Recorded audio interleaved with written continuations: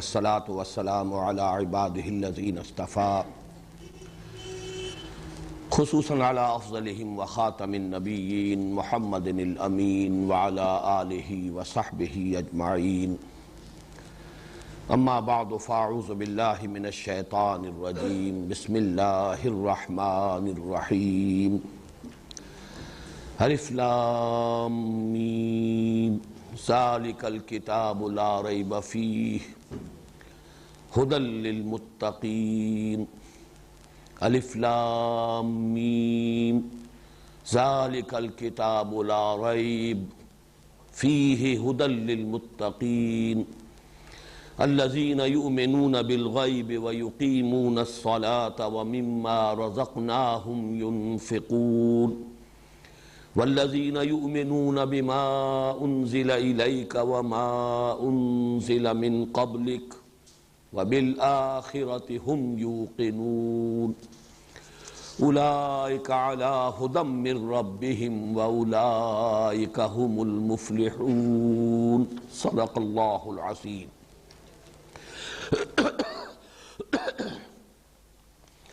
رب اشرح لي صدري ويسر لي امري واحلل عقدة من لساني يفقهوا قولي.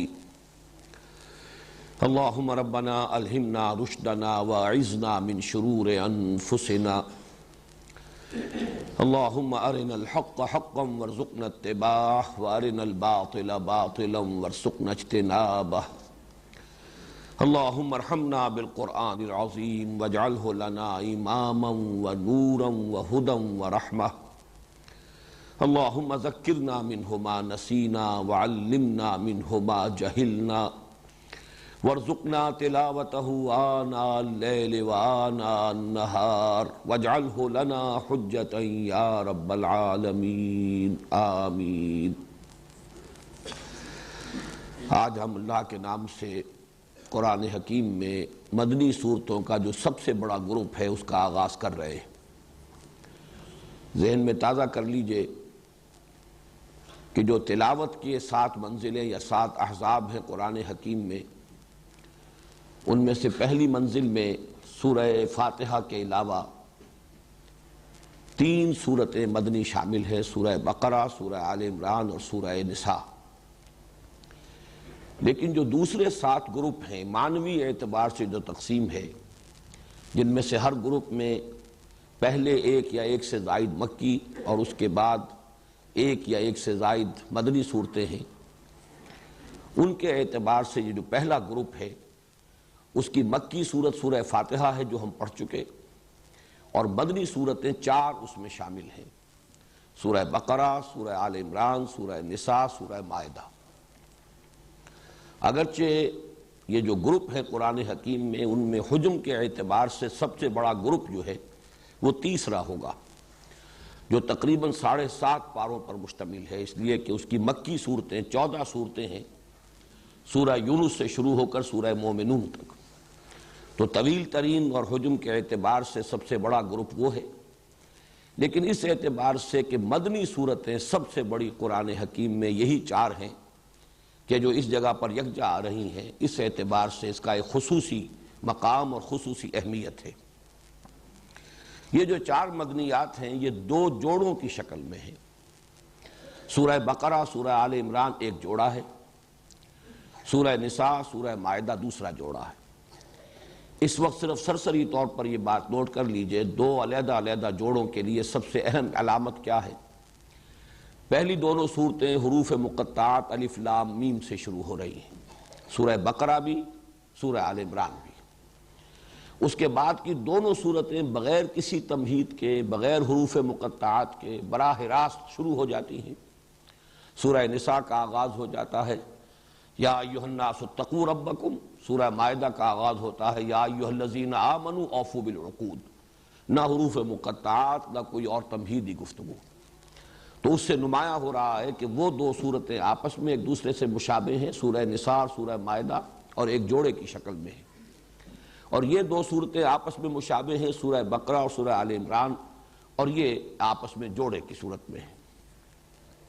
اب اس میں جیسا کہ میں نے پہلے عرض کیا تھا کہ ہر گروپ کا ایک عمود ہوتا ہے، چونکہ یہ بہت سے اعتبارات سے اہم ترین یہ جوڑا ہے اور یہ جو گروپ ہے، اور خاص طور پر جیسا کہ میں نے عرض کیا مدنی صورتوں کا قرآن حکیم میں سب سے بڑا، اس لیے کہ مدنی صورتیں کل سب حجم ملا لیا جائے تو قرآن حکیم کا 1/3 ہے، 10 پارے کے لگ بھگ بنے گا، بلکہ اس سے بھی قدرے کم، اور ان میں سے 5.25 پارے جو ہیں وہ انہی 4 مدنی صورتوں پر مشتمل ہیں۔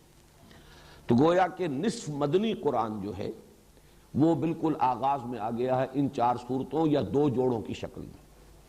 ان کا عمود کیا ہے؟ ان کا عمود بھی یوں کہا جا سکتا ہے کہ دوہرا ہے، 2 مرکزی مضامین ہیں، اگرچہ وہ باہم مربوط ہے، وہ میں بعد میں عرض کروں گا، لیکن عمود کی تعبیر کے لیے یہ ذہن میں رکھیے کہ اس کے 2 عمود ہیں۔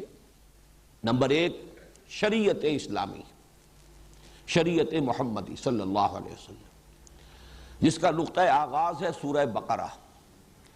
تمام جو احکام شریعت ہیں ان کی ابتدائی جو صورتیں ہیں، اس لیے کہ یہ آپ کے علم میں ہے کہ شریعت کا جو نزول ہوا ہے تدریجاً ہوا ہے، آخری احکام فوری طور پر ابتدائی میں نازل نہیں ہو گئے۔ اولاً تو یہ کہ مکی دور میں بہت کم احکام آئے، مکی صورتوں میں جو 2/3 قرآن حکیم ہے اس میں زیادہ تر ایمان کی بحثیں ہیں، رد و قضا ہے، کفار کے اعتراضات ہیں، ان کے جوابات ہیں، یا یہ کہ کچھ اخلاقی تعلیمات ہیں، وہ بنیادی انسانی اخلاقیات جن کے بارے میں کوئی اختلاف ممکن نہیں، سچ بولنا ہے، غریب کو کھانا کھلانا ہے، بھوکے کو اطعام، وعدے کا ایفا، وہ اخلاقی تعلیمات۔ تیسرا بڑا اہم مضمون جو ہے مکی صورتوں کا وہ ہے انباء الرسل، رسولوں کے حالات، اور وہ بار بار آئے ہیں تکرار اور اعادہ کے ساتھ۔ تو یہ اہم مضامین ہیں مکی صورتوں کے، احکام ان میں بہت کم آئے، بڑا بنیادی حکم نماز پڑھو بس یہ آ گیا ہے، یا یہ کہ خرچ کرو، لیکن وہ بھی اس معنی میں نہیں کہ نظام زکوٰۃ عطا کیا گیا ہو، بلکہ یہ کہ اللہ کی خوشنودی کے لیے، اپنے تزکیے کے لیے خرچ کرو اللہ کی راہ میں، غریبوں پر، وہ بھی زیادہ تر مساکین اور غرباء پر۔ یہ بھی گویا کہ بنیادی انسانی اخلاقیات سے اس کے ڈانڈے ملتے ہیں۔ تو احکام کا جہاں تک تعلق ہے، جن کو ہم کہیں گے احکام تشریعی، وہ کہ جن سے قانون شریعت بنتا ہے، اس کا تو یوں سمجھیے کہ اس کی ابتدا جو ہے، بلکہ اس کے لیے زیادہ موزوں لفظ ہوگا، اس کا بلو پرنٹ جو ہے وہ سورہ بقرہ میں آیا۔ تدریجاً پھر وہ اس میں جو تبدیلیاں ہوتی رہیں اور اس میں جو ارتقائی مراحل طے ہوئے، تو سورہ مائدہ جو ہے وہ گویا کہ تکمیل شریعت کی صورت ہے، اور سورہ بقرہ آغاز شریعت کی صورت ہے۔ ویسے یہ کہ سورہ نساء، سورہ نور میں بھی کچھ احکام آپ کو مل جائیں گے، پھر اس سے آگے چل کر سورہ احزاب میں بھی مل جائیں گے، اور جہاں تک مال غنیمت کا حکم ہے وہ سورہ انفال میں مل جائے گا، کچھ متفرق احکام تو آپ کو دوسری جگہوں پر بھی مل جائیں گے، لیکن یہ کہ بحیثیت مجموعی یہ کہا جا سکتا ہے کہ یہ گروپ شریعت کا گروپ ہے، جس میں کہ آغاز شریعت یا بلو پرنٹ شریعت محمدی کا صلی اللہ علیہ وسلم وہ سورہ بقرہ میں، اور اس کی تکمیلی صورت سورہ مائدہ کا زمانہ نزول ہے تقریباً سن 7 ہجری، سن 7 ہجری تک پہنچتے پہنچتے یہ تمام احکام شریعت جو ہیں اپنی تکمیلی صورت کو پہنچ گئے۔ اس اعتبار سے اس گروپ کا جو یہ عمود کا جزو اول جو میں نے شمار کیا ہے، اس کو کہا جا سکتا ہے کہ اس کا براہ راست تعلق ہے اہدنا الصراط المستقیم۔ سورہ بقرہ چونکہ اس گروپ کی، سورہ فاتحہ اس گروپ کی مکی صورت ہے، اور اس میں ہمیں یہ دعا تلقین کی گئی، یا وہ صریح الفطرت اور سلیم العقل انسانوں کی جو ایک ضرورت ہے جس کی تعبیر کی گئی ہے اس دعا کی صورت میں، جس پر کہ سورہ فاتحہ ختم ہوتی ہے، اہدنا الصراط المستقیم، ہمیں رہنمائی عطا فرما، ہمیں ہدایت بخش سیدھے راستے کی۔ وہ سیدھا راستہ کون سا ہے؟ وہ شریعت کا راستہ ہے۔ شرع کے معنی بھی در حقیقت شارع کہتے ہیں راستے کو، طریق کہتے ہیں راستے کو، صراط کہتے ہیں راستے کو۔ تو اہدنا الصراط المستقیم وہ شریعت جو ہے وہ گویا کہ اس گروپ کے اندر اس دعا کا جواب ہے کہ جو ان 4 صورتوں کے اندر سورہ بقرہ سے لے کر سورہ مائدہ تک اللہ تعالیٰ کی طرف سے عطا ہو گیا۔ اس گروپ کا جو عمود ہے، عمود کا دوسرا حصہ وہ ہے اتمام حجت اہل کتاب پر۔ اہل کتاب میں ظاہر بات ہے کہ 2 گروپ تھے اس وقت کے جو براہ راست مخاطب تھے قرآن کے، یہود اور نصارہ۔ تو سورہ بقرہ میں زیادہ تر گفتگو ہوئی ہے یہود سے، سورہ آل عمران میں زیادہ تر گفتگو ہوئی ہے نصارہ سے، سورہ نساء اور مائدہ میں دونوں سے ہوئی ہے، ملی جلی بات ہے۔ بہرحال قرآن حکیم میں اہل کتاب کو ایمان لانے کی دعوت، اور دعوت بھی اس حد تک کہ اتمام حجت ہو گیا، ہر پہلو سے انہیں بات سمجھا دی گئی، ہر اسلوب سے حقیقت کو واضح کر دیا گیا، ہر دلیل سے اس بات کو مبرہن کر دیا گیا، ان پر ان کی اپنی کتابوں کے حوالے سے، ان کے اپنے اعتقادات کے حوالے سے حجت قائم کر دی گئی، ان کے اپنے انبیاء اور رسول کی تعلیمات کا حوالہ دے کر بات واضح کر دی گئی، گویا کہ ہر اعتبار سے جسے کہا جائے گا قطع عذر، کہ اب ان کے پاس کوئی عذر، کوئی بہانہ نہیں رہا کہ وہ محمد الرسول اللہ صلی اللہ علیہ وسلم پر ایمان لانے میں کوئی عذر رکھتے ہوں یا کوئی بہانہ ان کے پاس موجود ہو جو کسی درجے میں ویلڈ ہو۔ اسی کو اتمام حجت کہتے ہیں، حجت قائم کر دینا۔ اس کے بعد کوئی ہٹ دھرمی کے ساتھ اڑا رہے تو اڑا رہے، لیکن یہ کہ اس کے پاس کوئی معقول سبب اور کوئی معقول عذر موجود نہ رہے۔ تو یہ گویا کہ اس گروپ کا اور ان کا تعلق ہوا گویا کہ سورہ فاتحہ ہی میں، یہاں بلکہ وہ بات اور زیادہ واضح ہو جائے گی کہ کافی ہو جاتا ہے اہدنا الصراط المستقیم صراط الذین انعمت علیہم میں، لیکن وہاں منفی اعتبار سے بھی واضح کیا گیا غیر المغضوب علیہم ولا الضالین۔ تو گویا کہ یہ مغضوب علیہم میں بیان کر چکا ہوں سورہ فاتحہ کے درس کے ضمن میں کہ اس کے بارے میں تقریباً اجماع ہے کہ اس سے مراد ہے بنی اسرائیل، اور ضالین پر تقریباً اجماع ہے کہ مراد ہے نصارہ۔ یہ گویا کہ اسی کی شرح ہو رہی ہے۔ یہ عمود کا دوسرا حصہ جو ہے وہ سورہ فاتحہ کے غیر المغضوب علیہم ولا الضالین اس سے متعلق ہے، اس کے ساتھ مناسبت رکھتا ہے۔ اس طریقے سے عمود کے دونوں اجزاء جو ہیں وہ گویا کہ مکی صورت میں سورہ فاتحہ میں بھی موجود ہے۔ اہدنا الصراط المستقیم صراط الذین انعمت علیہم، اس کا جواب ہو گیا یہ شریعت موجود ہے، یہ قوانین موجود ہیں، یہ اوامر و نواہی ہیں، یہ کرو یہ نہ کرو، اس سے بچو، اس کا التزام کرو، یہی صراط مستقیم ہے۔ غیر المغضوب علیہم ولا الضالین اس کے حوالے سے آخری اتمام حجت کر دیا گیا اہل کتاب پر، یہود پر بھی جو مغضوب علیہم سے مراد تھے، اور ضالین پر جو نصارہ ہے۔ اس اعتبار سے یہ عمود کے دونوں رخ جو ہیں، جو میں نے عرض کیا تھا کہ ایک گروپ کے مکی صورتیں اور اسی گروپ کی مدنی صورتیں گویا کہ ایک تصویر کے دو رخ ہیں، ان کے مابین مناسبت ہونی چاہیے، تو وہ مناسبت ہے جو میں نے آپ حضرات کے سامنے بیان کر دی۔ اب آئیے کہ مدنی صورتوں کا پہلا جوڑا ہے سورۃ البقرہ اور سورۃ آل عمران۔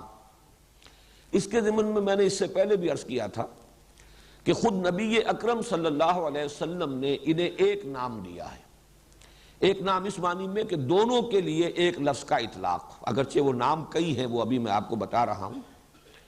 حضور نے الزہراوین بھی قرار دیا انہیں، یا الزہراوان، حالت رفع ہوگی تو الزہراوان ہوگا، حالت نصبی ہوگی یا حالت جری ہوگی تو الزہراوین۔ یہ تو گویا کہ اعراب کا مسئلہ ہوا۔ زہرا کہتے ہیں نہایت تابناک، روشن۔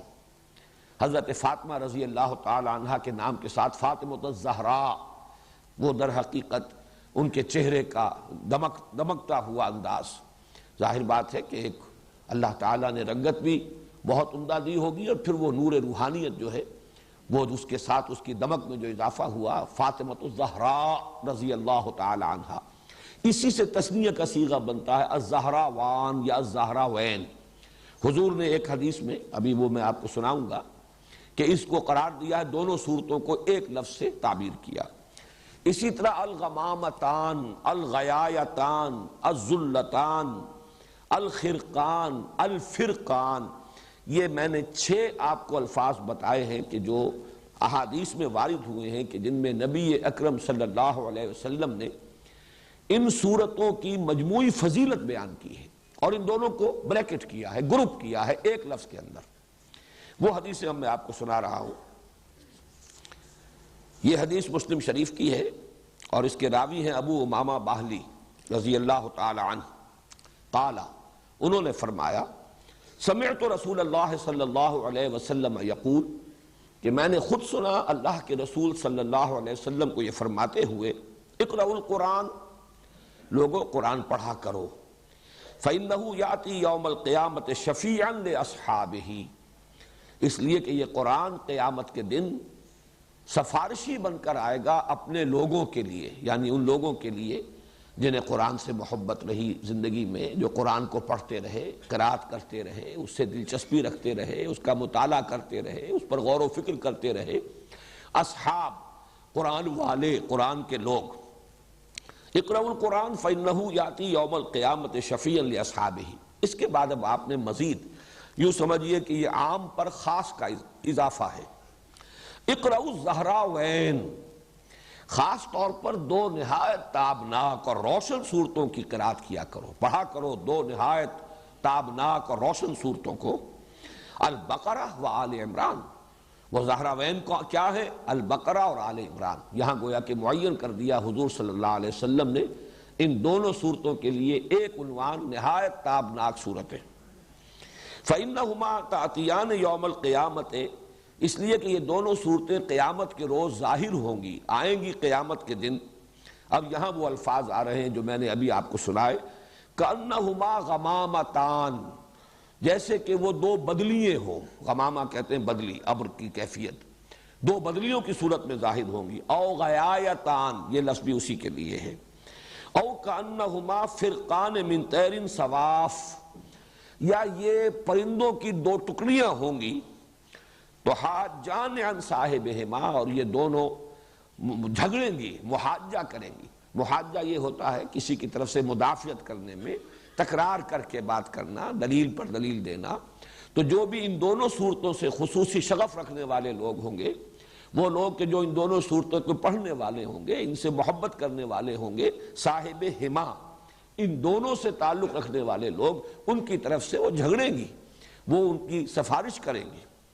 تو اس میں غمامتان، غیایتان، فرقان، یہ الفاظ اور زہراوین، یہ الفاظ جو ہیں اس حدیث کے اندر آ گئے ہیں۔ یہ تو ہے مسلم شریف کی روایت، اور ایک اس میں جو دوسری روایت آئی ہے اس میں الفاظ یہ آئے ہیں۔ یہ روایت جو ہے یہ بھی مسلم شریف کی ہے، حضرت نواس بن سمعان رضی اللہ تعالی عنہ سے۔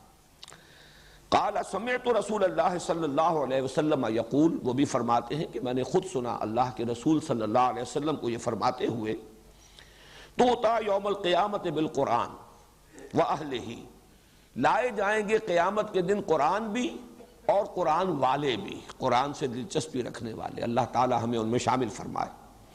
الذین کانوا یعملون بہ فی الدنیا، یعنی وہ لوگ جو اس پر عمل کرتے تھے دنیا میں، یعنی صاحب قرآن صرف پڑھنے کے معنی میں نہیں، صرف محبت کے معنی میں نہیں، الذین یعملون بہ فی الدنیا، دنیا میں جو اس پر عمل کرتے تھے قرآن پر، ان کو لایا جائے گا۔ تقدمہ سورۃ البقرہ آل عمران، اور آگے آگے چل رہی ہوگی قرآن مجید جب لایا جائے گا تو آگے آگے ان میں سورہ بقرہ اور سورہ آل عمران ہوگی۔ وَضَرَبَ لَهُمَا رسول اللہ صلی اللہ علیہ وسلم ثلاثة امثال ما نسیتهن بعد۔ اس کے بعد راوی کہتے ہیں حضرت نواس بن سمعان رضی اللہ تعالی عنہ کہ اس کے بعد حضور نے ان دونوں صورتوں کے لیے کچھ تشبیہیں بیان کی کہ جن کو میں بھول نہیں سکا، یعنی اس قدر خوبصورت تشبیہیں حضور نے دی۔ وہ تشبیہ کیا ہے؟ کانہما غمامتان او ذلتان سوداوان بینہما شرق، یہ دونوں صورتیں ایسے ظاہر ہوں گی قیامت کے دن جیسے کہ دو بدلیاں ہیں، دو بادل ہیں، اور وہ سیاہ رنگ کی ہیں، یعنی سایہ کر رہی ہوں گی اپنے پڑھنے والے اور محبت کرنے والے ہیں ان پر۔ ان کے درمیان ایک روشنی بھی ہوگی، دو بدلیاں اسی طرح ظاہر ہوں گی، اگر وہ ملی ہوئی ہوں اور ان کے درمیان کوئی خلا نہ ہو جس میں روشنی آ رہی ہو تو وہ دو علیحدہ نہیں ہوں گی۔ گویا کہ ان کے اندر معنوی اعتبار سے تسلسل بھی ہے، لیکن یہ کہ دو صورتیں علیحدہ ہیں، سورہ بقرہ علیحدہ ہے، سورہ آل عمران ہے۔ او کانہما خرقان من طیر صواف، یا ایسے حضور نے تشبیہ دی کہ جیسے کبھی کبھی پرندوں کے جب جھنڈ کے جھنڈ آتے ہیں تو وہ اتنے، اگر وہ جھنڈ جو ہے وہ گہرا ہے کہ پھر وہ سائے اس کی وجہ سے ہو جاتا ہے اور وہ دھوپ کو روک لیتے ہیں اور سورج کو ڈھانپ لیتے ہیں، تو وہ گویا کہ اڑنے والے اور پروں کو پھیلانے ہوئے پرندوں کی ٹکڑیوں کے مانند ہوں گی۔ تو حاجان عن صاحبہما، اور یہ محاجہ کریں گی، سفارش کریں گی، جھگڑا کریں گی اپنے لوگوں کے بارے میں، ان کی طرف سے مدافعت کریں گی، ان کی وکالت کریں گی۔ یہ تو مسلم شریف کی روایت ہے، لیکن ترمذی میں اسی روایت کے جو الفاظ آئے ہیں ما نسیتہن، وہ تین تمثیلیں جو حضور نے بیان فرمائی جن کے بارے میں راوی کہتے ہیں حضرت نواس ابن سمعان کہ میں ان کو بھول نہیں سکا، تو اس کی جو تشریح آئی ہے ترمذی کی روایت میں، قال یاتیان کانہما غیایتان بینہما شرق او کانہما غمامتان سوداوان او کانہما ذلتان من طیر صواف، دو بدلیاں یا دو ٹکڑیاں پرندوں کے دو جھنڈ ہوں گے، تجادلان عن صاحبہما، اور وہ مجادلہ کریں گی، محاجہ کریں گی، مجادلہ کریں گی، جھگڑیں گی، مدافعت کریں گی اپنے لوگوں کی طرف سے۔ تو ان دو روایات، بلکہ میں نے تین روایات آپ کو سنائی ہیں، اس لیے کہ ایک روایت تو حضرت ابو امامہ باہلی سے ہے، دوسری روایت جو ہے وہ مسلم شریف میں بھی ہے، اگرچہ راوی ایک ہی ہے حضرت نواس ابن سمعان، لیکن مسلم شریف میں اس کے الفاظ قدر مختلف ہیں، اور ترمذی میں جو الفاظ آئے ہیں ان میں تھوڑا سا فرق ہے۔ ان سے ان دونوں صورتوں کی فضیلت بھی ظاہر ہوئی، اور نمبر دو یہ کہ ان کا جوڑا ہونا ثابت ہو گیا، اس لیے کہ ان دونوں کو بریکٹ کیا ہے حضور صلی اللہ علیہ وسلم نے ایک نام سے، جیسے میں نے اس سے پہلے کئی مرتبہ عرض کیا ہے کہ آخری دو صورتیں ان کے لیے تو ایک نام ایسا ہے کہ جو ہر شخص جانتا ہے، سورۃ الفلق اور سورۃ الناس معوذتین، یہ دو ایک نام جو ہے ہر شخص جانتا ہے، دو صورتیں ہیں لیکن دونوں کا مضمون ایک ہے، اس لیے انہیں معوذتین کہا جاتا ہے، لیکن اس کے بارے میں یہ لفظ جو ہے زیادہ عام نہیں ہے، حالانکہ حضور صلی اللہ علیہ وسلم نے کس اہتمام کے ساتھ ان دونوں صورتوں کو بھی اسی طریقے سے ایک جوڑا قرار دیا ہے۔ اب جو اس کے وجوہ ہیں اور جو مظہر ہیں جوڑے ہونے کے، نسبت زوجیت کے، اب ان پر ہم نگاہ ڈال لیں۔ میں نے کئی مرتبہ عرض کیا ہے کہ یہ جو زوجیت ہے یا جوڑے ہونے کی نسبت ہے قرآن حکیم کی صورتوں میں، اس کے دو پہلو ہوں گے، بعض اعتبارات سے مشابہت بہت نمایاں ہوگی، اور بعض اعتبارات سے ایک ریسیپروکل نسبت ہوگی، عکسی نسبت ہوگی، یا ہم یوں کہہ سکتے ہیں کہ تکمیلی نسبت ہوگی، کہ دونوں چیزیں مل کر ایک مضمون کو مکمل کر رہی ہوں، یا ایک مضمون کا ایک رخ ادھر آ گیا ہو اور ایک رخ اسی کا دوسری صورت میں آ گیا ہو۔ تو زوجین میں یہ دونوں چیزیں لازم ہیں، یہ جیسے کہ ہم جانتے ہیں حیوانات کے اندر ایک نوع جو ہے اس کی جو دو جنسیں ہوں گی وہ ایک دوسرے سے بہت مشابہ ہوں گی، شیر اور شیرنی، ظاہر بات ہے کہ وہ ان کا اپنی ایک مشابہت ہے، 99% تو ان کے مشابہت کی شکل نظر آئے گی، بیل اور گائے، لیکن یہ کہ آپ کو معلوم ہے کہ بعض اعتبارات سے ان کا جسمانی نظام ایسا بنایا گیا ہے کہ وہ ایک مقصد کی تکمیل کرتے ہیں، فرق ہے لیکن وہ فرق ایسا نہیں ہے کہ جس کے مابین کوئی وحدت مقصد موجود نہ ہو، مقصد ایک ہے۔ اسی طریقے سے صورتوں میں جب آپ نسبت زوجیت کو تلاش کریں تو دو پہلو دیکھنے ہوں گے کہ ایک تو مشابہت کے پہلو کون سے، وہ نمایاں ہونے چاہیے، پھر کن اعتبارات سے یہ کمپلیمنٹری ہیں، کن اعتبارات سے یہ مل کر کسی مضمون کی تکمیل کرتی ہیں، وہ کون سے پہلو ہیں کہ جن میں سے کوئی ایک رخ جو ہے وہ ایک صورت میں آ گیا ہو اور دوسرا رخ دوسری صورت میں آ گیا ہو۔ ظاہر بات ہے یہ چیزیں تو تفصیل سے آئیں گی، ورنہ تو یہ خود بڑا لمبا موضوع اس وقت ہو جائے گا، تفصیل سے یہ چیزیں آئیں گی بعد میں جب کہ ہم ان صورتوں کا مطالعہ کریں گے۔ اس وقت یہ کہ تین چار چیزیں نوٹ کر لیجئے دونوں اعتبارات سے۔ جہاں تک مشابہت ہے، ایک بات تو بہت نمایاں جو میں پہلے عرض کر چکا کہ سورہ بقرہ بھی شروع ہو رہی ہے الف لام میم حروف مقطعات سے، اور سورہ آل عمران بھی شروع ہو رہی ہے الف لام میم حروف مقطعات سے۔ اس کے بعد آپ کو 20ویں پارے میں جا کر، 19ویں اور 20ویں پارے میں جا کر جو ہے یہ صورتیں چار ملیں گی، وہ چاروں مکی صورتیں ہیں جن کا آغاز ہوتا ہے الف لام میم سے۔ سورہ عنکبوت ہے، پھر سورہ روم ہے، سورہ لقمان ہے، سورہ سجدہ ہے، وہ چار صورتیں، ورنہ یہ کہ یہ شروع میں دو صورتیں ہیں اور یہ دونوں مدنی صورتیں ہیں، وہ چاروں صورتیں وہ مکی صورتیں ہیں۔ مدنی صورتوں میں یہ دو صورتیں ہیں کہ جو حروف مقطعات سے شروع ہوئی الف لام میم سے۔ دوسری مشابہت یہ کہ ان دونوں کے آغاز میں قرآن حکیم کی عظمت کی طرف خصوصی اشارہ ہے۔ آپ دیکھ رہے ہیں الف لام میم ذالک الکتاب لا ریب فیہ ھدی للمتقین، فوراً الف لام حروف مقطعات کے بعد، الف لام میم کے بعد قرآن مجید کی عظمت اور اس کے ہدایت ہونے کی طرف اشارہ۔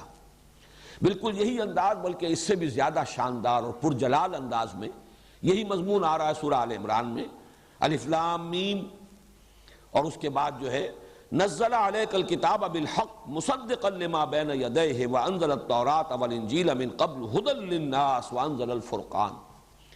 اتارے اللہ نے اے نبی اے محمد صلی اللہ علیہ وسلم آپ پر یہ کتاب حق کے ساتھ جو تصدیق کرتے ہوئے آئی ہے اس کی کہ جو اس کے سامنے موجود ہے، اور اسی نے اتاری تھی تورات اور انجیل اس سے قبل لوگوں کے لیے ہدایت نامہ بنا کر، اور اس نے ہی اتارا ہے الفرقان۔ تو یہ بھی مشابہت کا ایک پہلو ہے۔ تیسرا بہت نمایاں پہلو مشابہت کا جو ہے وہ اختتام پر آتا ہے۔ سورہ بقرہ کی، اور یہ بھی چیزیں وہ ہیں کہ جو عام طور پر میں سمجھتا ہوں، توقع رکھتا ہوں کہ اکثر حضرات کے سامنے ہوں گی، صرف اس وقت اشارہ کر دینا کافی ہے۔ سورہ بقرہ کے اختتام پر بھی ایک دعا آئی ہے نہایت عظیم، ربنا لا تؤاخذنا ان نسینا او اخطانا ربنا ولا تحمل علینا اصرا کما حملتہ علی الذین من قبلنا ربنا ولا تحملنا ما لا طاقت لنا به واعف عنا واغفر لنا وارحمنا۔ اب یہ نہایت عظیم دعا ہے۔ اسی طریقے سے تھوڑا سا فرق ہے، 4 آیتیں پہلے، 5 آیتیں پہلے سورہ آل عمران کے اختتام پر 5 آیتیں قبل اگر دیکھیں گے تو ایک عظیم دعا ہے جو کئی آیات پر مشتمل ہے۔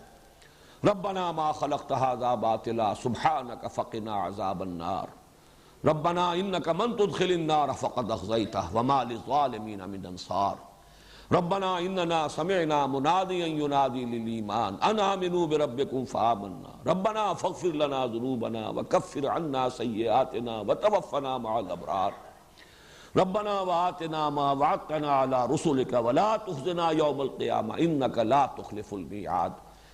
دونوں آیتیں ویسے اگر آپ دیکھیں گے تو حجم کے اعتبار سے یہ دونوں دعائیں تقریباً برابر ہیں، اگرچہ یہ کہ سورہ بقرہ کی وہ ایک ہی آیت ہے اور یہاں متعدد آیات ہیں، لیکن حجم کے اعتبار سے زیادہ فرق نہیں ہے۔ نہایت جامع، نہایت عظیم یہ آیات یہ ہیں، دعائیں ہیں کہ جن پر سورہ بقرہ بھی ختم ہو رہی ہے، سورہ آل عمران ختم ہو رہی ہے۔ تو مشابہت کے پہلو سے میں سمجھتا ہوں کہ صرف ان 3 چیزوں کو سامنے رکھیے۔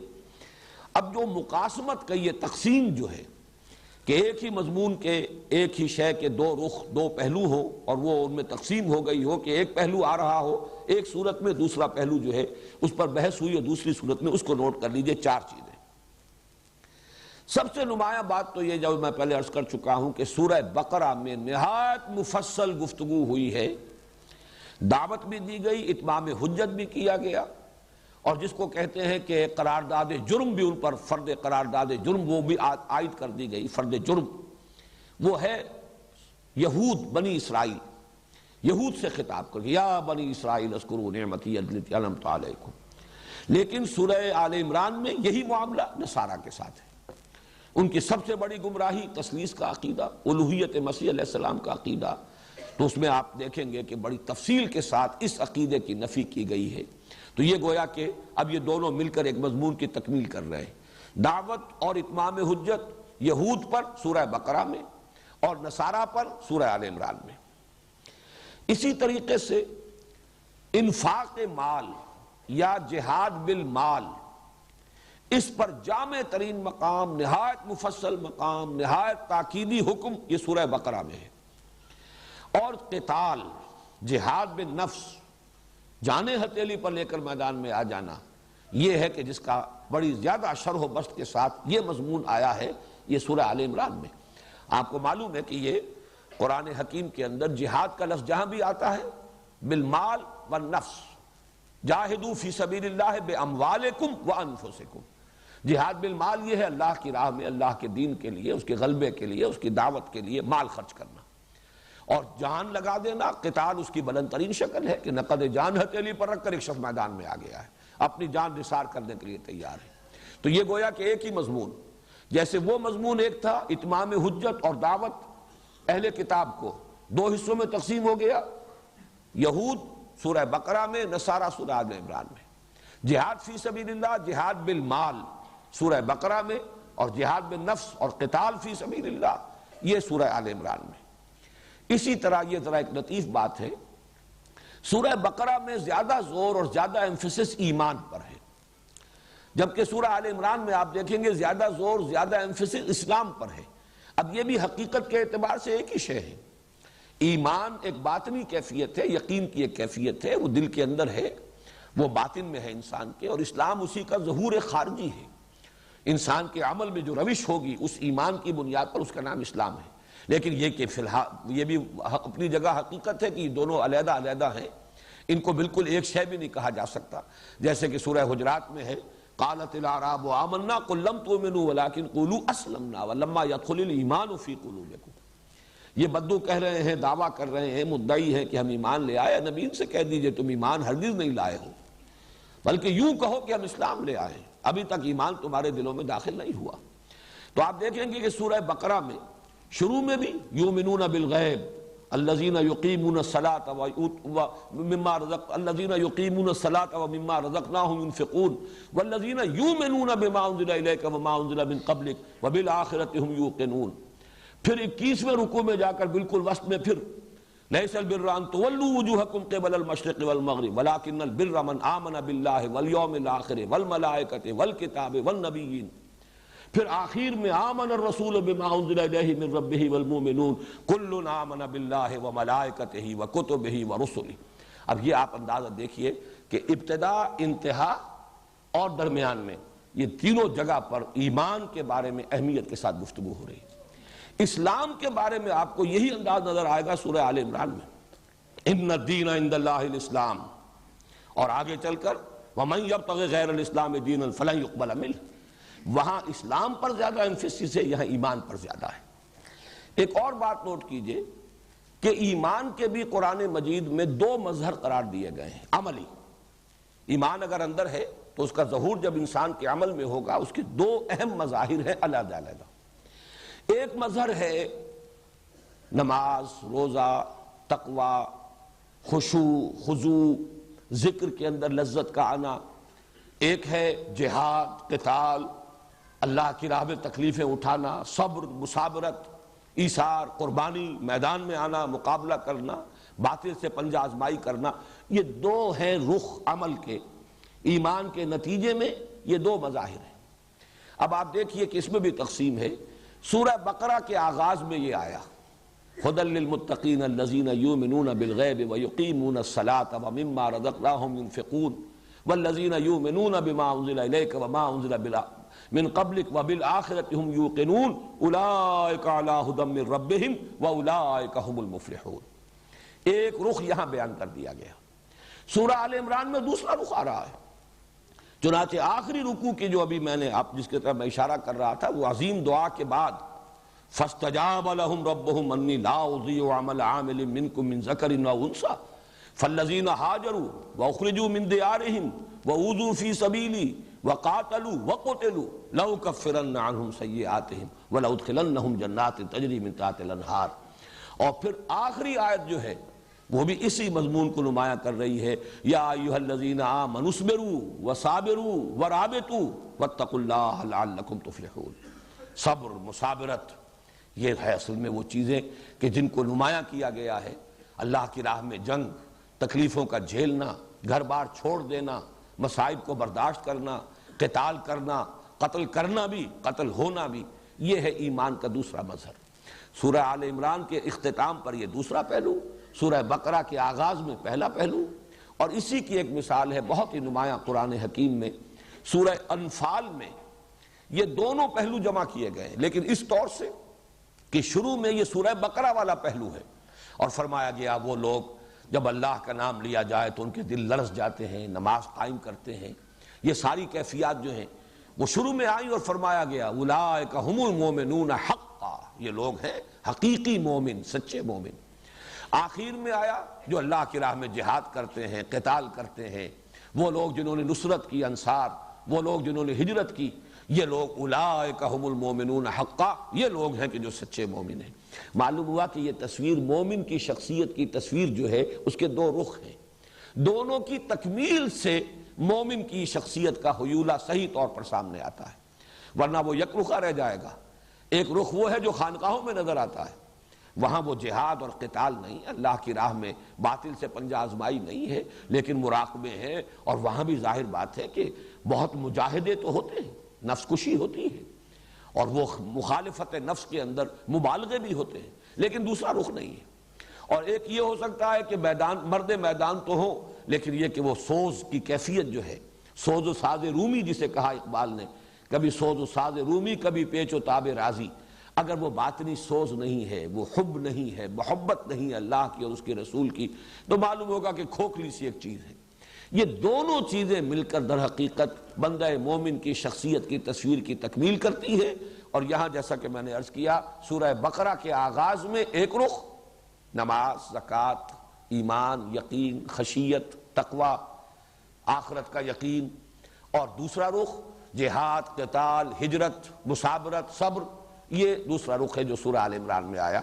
صرف اسی پر فی الحال اتفاق کریں، اس کے بعد یہ ہے کہ جب ہم ان دونوں صورتوں کا مطالعہ تفصیل سے کریں گے تو یہ اور نکھرتا چلا جائے گا کہ کس طرح یہ دونوں صورتیں مل کر مضمون کی تکمیل کرتی ہیں۔ یہ صورتوں میں نسبت زوجیت کی ایک نہایت کامل مثال ہے، اور اس کے لیے دلیل میرے پاس سب سے بڑی، اس لیے کہ ہمارے لیے تو سب سے بڑی دلیل محمد الرسول اللہ صلی اللہ علیہ وسلم کا فرمایا ہوا ہے۔ جس طریقے سے آخری دونوں صورتیں معوذتین ایک نام میں جمع کی گئیں، اسی طریقے سے ان صورتوں کے لیے حضور نے الزہراوین، الغمامتین، الغیایتین، الذلتین، الخرقین، الفرقین، یہ تمام الفاظ تثنیہ کے اس لیے استعمال کیے کہ بات واضح ہو جائے کہ یہ دونوں صورتیں جو ہیں یہ مل کر ایک مضمون کی تکمیل کرتی ہیں اور یہ آپس میں جوڑے کی نسبت رکھتی ہیں۔ اب آئیے سورۃ البقرہ۔ سورۃ البقرہ کے بارے میں بھی تمہیدی مضامین ہو جائیں، اس کے بعد ہم سلسلے وار لفظ بلفظ مطالعہ شروع کریں گے۔ سب سے پہلی چیز اس سورہ مبارکہ کے لیے اس کی عظمت، ایک تو عظمت دونوں کی مشترک جو ہے وہ تو میں حدیثیں آپ کو سنا چکا، سورہ بقرہ، سورہ آل عمران مشترک طور پر زہراوین ان کی جو عظمت ہے، لیکن یہ ہے کہ سورہ بقرہ کے بارے میں نبی اکرم صلی اللہ علیہ وسلم کی دو احادیث آپ کو سنانا چاہتا ہوں۔ دونوں ترمذی سے ہیں اور دونوں کے راوی حضرت ابو ہریرہ ہیں رضی اللہ تعالیٰ عنہ۔ عن ابی ہریرہ رضی اللہ تعالیٰ عنہ ان رسول اللہ صلی اللہ علیہ وسلم قال لکل شیء سنام وسنام القرآن سورۃ البقرہ وفیہا آیۃ ہی سیدۃ آی القرآن آیۃ الکرسی۔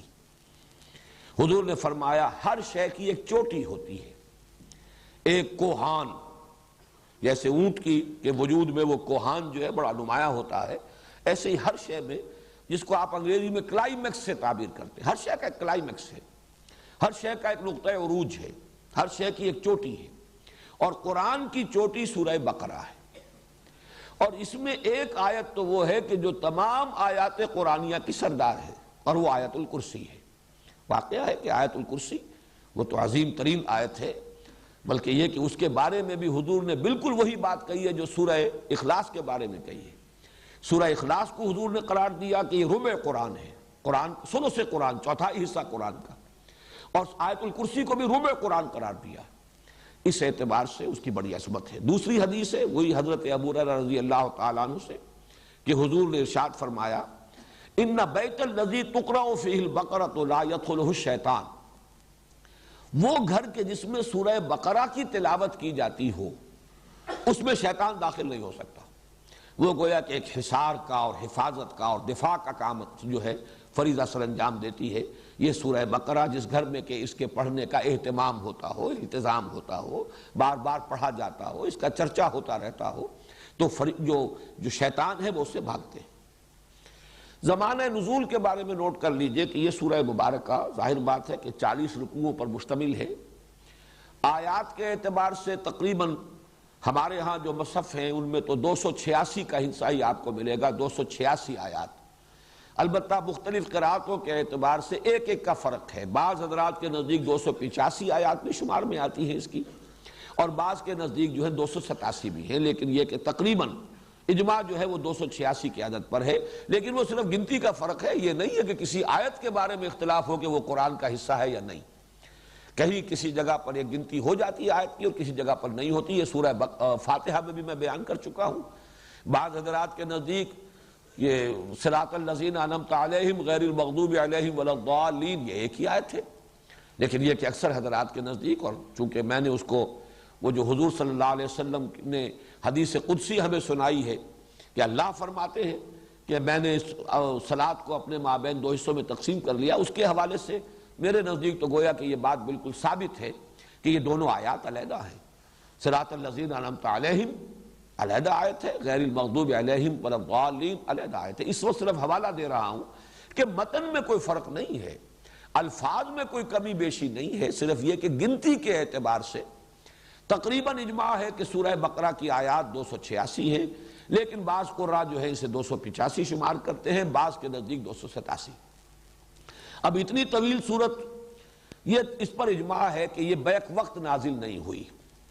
بعض طویل صورتیں بھی ایسی ہیں جن کے بارے میں روایات سے معلوم ہوتا ہے کہ بیک وقت نازل ہوئی، مثلا سورہ انعام، اگرچہ وہ بڑی طویل صورت ہے، 20 رکوع اس کے ہیں، ویسے یہ کہ اس اعتبار سے اگر رکوعوں کی تعداد دیکھی جائے تو نصف ہے، اس سے کم نہیں ہے۔ اس کے بارے میں روایات ہے کہ وہ بیک وقت نازل ہوئی ہے، اور حضرت جبرائیل علیہ السلام جب اسے لے کر نازل ہوئے ہیں تو 70,000 فرشتے ان کے جلوہ میں تھے۔ یہ اس کی خاص شان ہے، جب اس سورہ انعام ہم پڑھیں گے تو انشاءاللہ پھر اس کی فضیلت کے ضمن میں جو روایات آئی ہیں وہ میں آپ کو سناؤں گا۔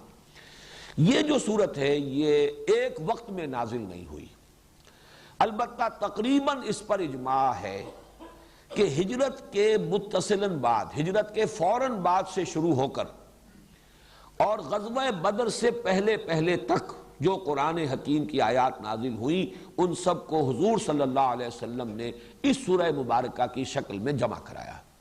یہ وقتاً فوقتاً، یہ تقریباً آپ سمجھیے کہ 2 سال کا وقفہ بنتا ہے۔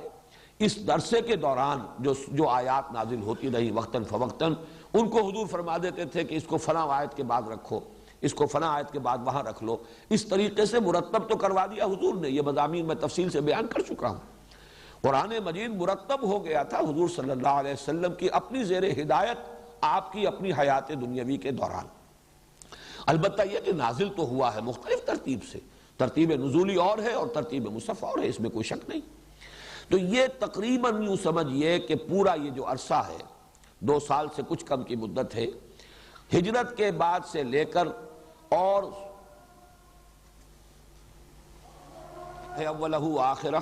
تو میں یہ عرض کر رہا تھا کہ زمانہ نزول جو ہے سورہ بقرہ کا ہجرت کے فوراً بعد سے لے کر غزوہ بدر سے متصلاً قبل تک یہ زمانہ نزول کا ہے۔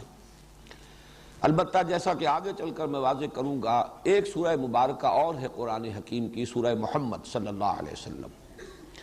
اندازہ یہ ہوتا ہے کہ غزوہ بدر سے قبل وہ سورت بھی نازل ہوئی ہے، بلکہ اس کا نام سورۃ القتال بھی ہے، گویا کہ اسی میں قتال کی فرضیت جو ہے وہ آئی ہے۔ اس اعتبار سے سورہ بقرہ اور ادھر وہ سورہ محمد صلی اللہ علیہ وسلم، ان دونوں کو جمع کر لیجئے تو قرآن مجید کا یہ حصہ وہ ہے کہ جو ہجرت کے بعد سے لے کر اور غزوہ بدر سے پہلے تک نازل ہوا۔ اس میں سورہ محمد کے بارے میں صلی اللہ علیہ وسلم بعد میں بات کر لیں گے، اس وقت جو ہے اس کو نوٹ کر لیجئے کہ اس سورہ مبارکہ کا زمانہ نزول یہی ہے۔ البتہ استثناءات ہیں، ان استثناءات میں سے 2 آیتیں تو وہ ہیں کہ جو سورہ بقرہ کے آخر میں ہیں، ان کو کہا جا سکتا ہے کہ مکیات ہیں، اس پہلو سے کہ ہجرت سے پہلے حضور کو یہ عطا ہو گئی، اور ان کی خصوصی شان یہ ہے کہ بقیہ قرآن تو آسمان سے زمین پر نازل ہوا ہے، حضور صلی اللہ علیہ وسلم نے ریسیو کیا ہے، اس زمین پر جواب تھے۔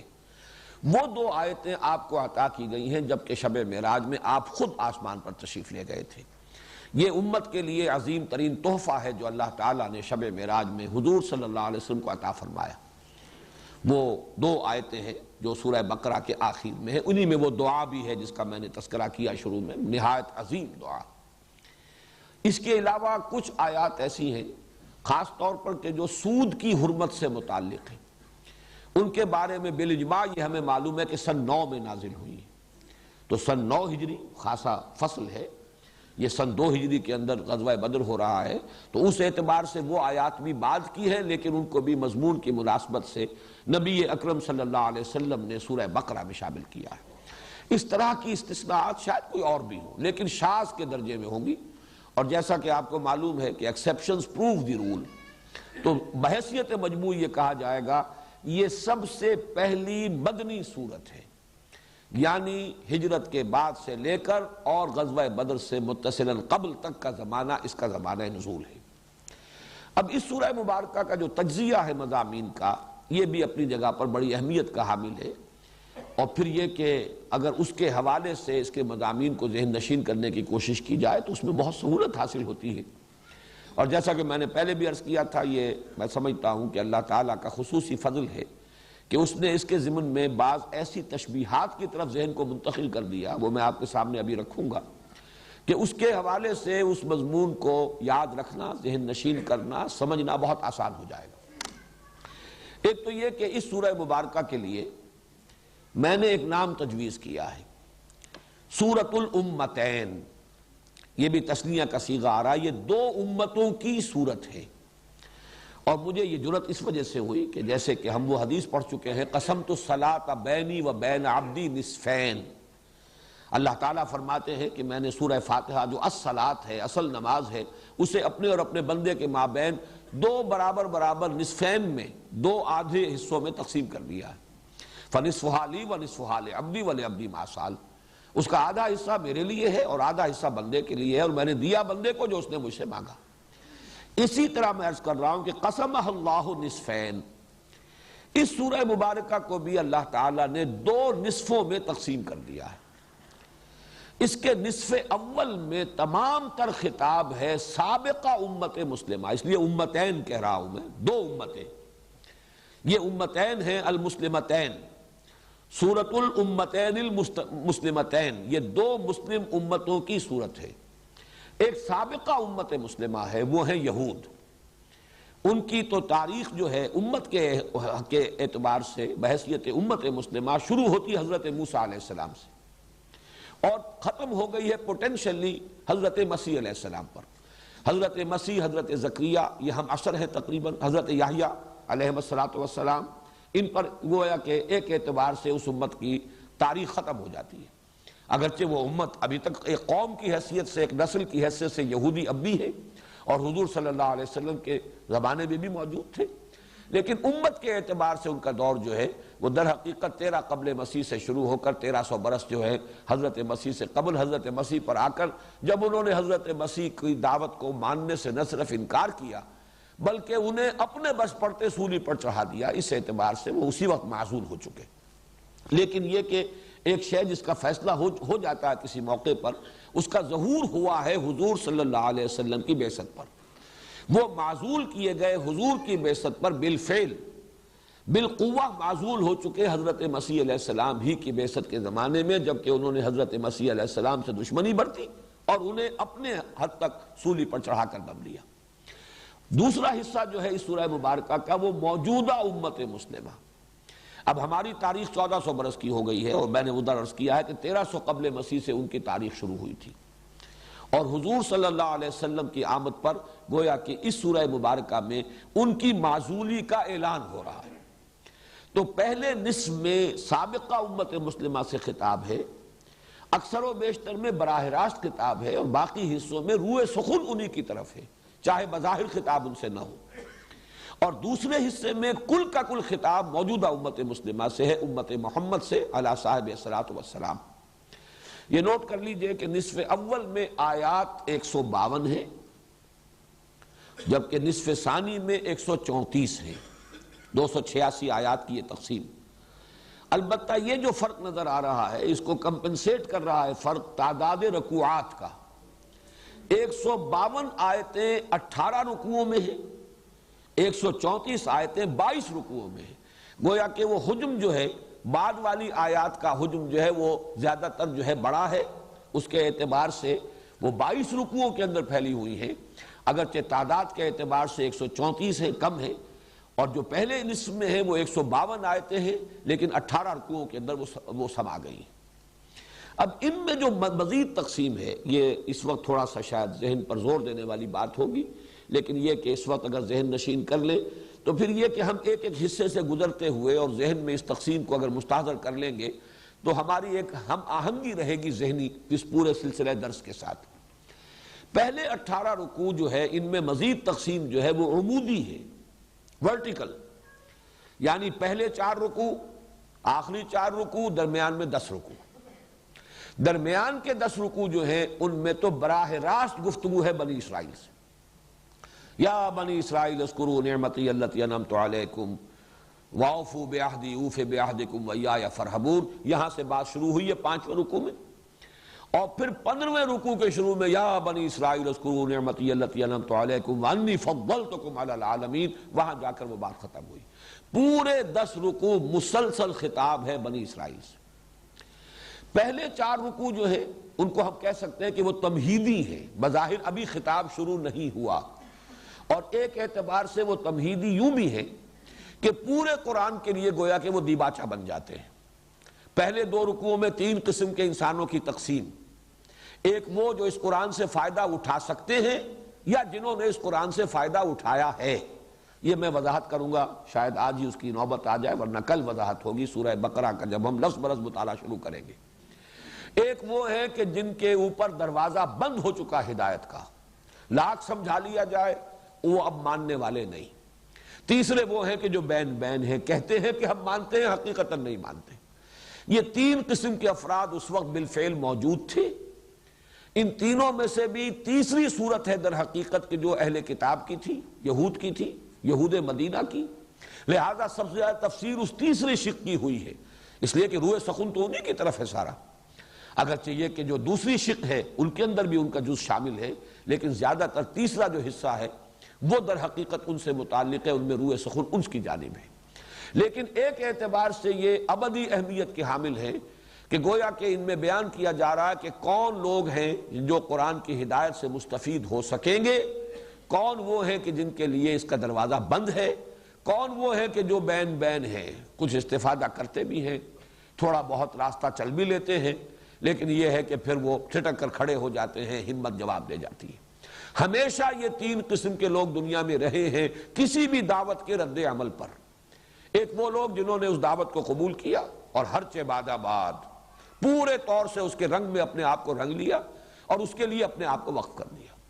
ایک وہ جو اڑ گئے، کفر، عناد، دشمنی، ہٹ دھرمی، تعصب، اس کی وجہ سے رک گئے کہ کوئی دلیل، کوئی استشہاد، کوئی استدلال ان کے لیے مفید نہیں ہوا۔